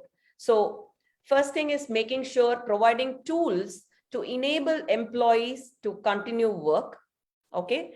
And while they do it, we also wanted to make sure that their well-being is taken care of. During the pandemic, mainly, we had three segments of people. One, people who were affected by COVID, either they or their families, right? And then we had the second segment who might get affected, so they were in quarantine. And then the third segment who were safe and were continuing. So we had different initiatives running for each of these so that we were able to engage with all of them, right? So I'll just stop here, enabling them to support clients because we are working on the growth and transformation of the clients, and then making sure employees and their families were also safe. This is the two large perspectives. What we really focused on is the experience that we provided to employees during the period. Like what Harini mentioned, social media, we utilized very effectively. Many technological tools we used effectively. In fact, many of us, what I did was, because I was knowing a little bit about digital presence, and before pandemic, I was not coming into social media much, but thanks to CORE HR, one of my friends there told that, we could step in, and, I was able to create a session on digital presence for students specifically, and covered close to 20,000 students across, talking about how you could actually help yourself. This is not just for employees. We're talking about as an organization, and each of us in the organization took different community related steps also during the pandemic. And this is one example. So I am reiterating what Harini was mentioning to the students specifically: build your digital presence. You have strengths, just rely on them and start communicating to people, build network. It will really help. So during pandemic, this is what we did: employees, families safe, work related aspects, building the tools, and community offering whatever support we could. Wonderful. Thank you so much. And the last question to you, Naresh, before we wrap up and you drop off is work from home going to stay? So good question that is there. And I think as long as we have the fear of pandemic, fear of these kind of things, I'm sure the WFH can be remaining relevant. But I foresee that next 2 years or something, if something is not being there, luckily we should not have, because we have so many lives lost and all this. I don't want that to be happening at all. I'm sure like everyone in the call will also be echoing me. The factor that remains logical is how long that people can wanted to hold on their couches and then wherever dining tables or wherever it is that wanted to sit and then work at office when things they wanted to see a brighter future. What is going to be relevant will be for sure. It gives a lot of flexibility for diversity and inclusion of people to make people life easier. And I'm sure like, that will be something which I will be staying for a long time. The work for home for these kind of provisions. Rest of the people, unless there's a very, very compulsion, I don't think people will allow to work from home anymore after 2 years or 3 years. They definitely wanted to come back and then work, and organization will be ready to make those kind of things. And I'm sure like it will be a new normal as we go ahead. But for diversity and inclusion people, I'm sure like this is a very, very great opportunity for them to take it across. And I'm sure like it will be a permanent one for that kind of a class of people, unless there is some kind of a thing that they want to just go for a visit to office and come back. Naresh, how can I let you go without an argument? Yeah. So I just hosted a poll, I think a day back, okay, asking who will like to come back to office, introverts or extroverts, okay?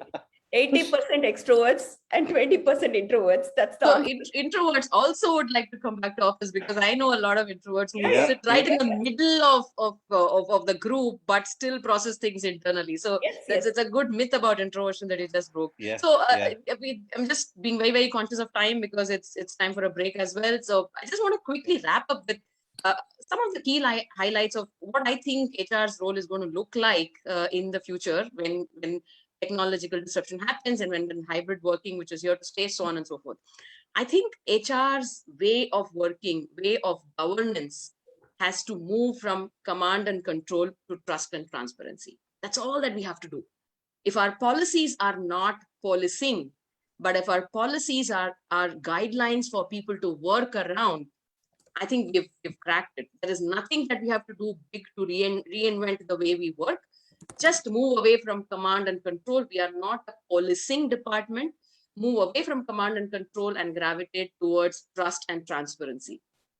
Instead of treating employees as adolescents in the workplace, binding them by rules, treat them as adults. Two very simple rules for HR to recontract itself. The third rule is help your managers to move from managers, that is as in micromanagers, to coaches and enablers. That's the third rule. So recontracting HR's role in the new normal, or whatever we may call it, is very simple. Very, very simple. We don't have to do much. So there's a big ray of hope out there, guys. And it's just about treating adults as adults and understanding that everyone adds value to the system, to the ecosystem. That's all. That's a very, very simple rule. And with that, back to you, Jaipuria team. Yes, before you close, just one line to the students, okay? Remember human resources, it's HR. Just reverse it. I think you should remain HR, remain human. That's very important. Okay, remain human and empty master technology. Become resourceful humans then, RH. Yeah. And I think it's important for your mental health to be positive and your physical health reports to be negative. I think on that positive note, thank you very much, all the panelists. It was an amazing conversation. I thoroughly enjoyed, and back to you, Jaipuria team. Thank you so much, Harini. It was great panel, I should say. It was great hearing you. So I'll just take few lines, at the end when Swarna said about remain human, new like word for HR. So remain human.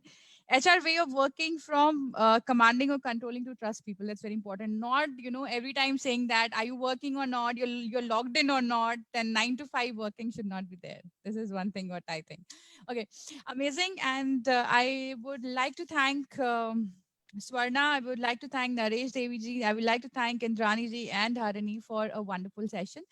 I would request my team for the digital memento presentation to all of us. Sagar, if you can help you with us.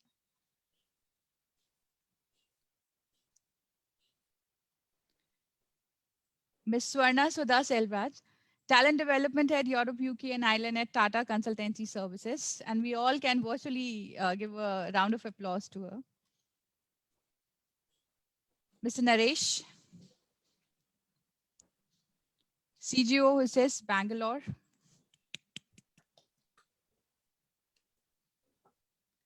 Ms. Indrani, CHROELI Research. An amazing moderator and the panelist, Harini.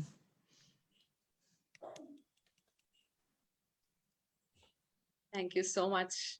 Thank you so much, the entire team. It was amazing hearing you. Thank you, Sagar. It was amazing listening to you. And we had a number of questions also. And the people are putting up questions here. And I hope that we have answered all the questions. And thank you so much again from the Jaipuria team. We'll join back again at 1:45. I would request the audience to have lunch and come and join back. Thank you so much. Thank you very much. Bye-bye. Thank you. Thank you.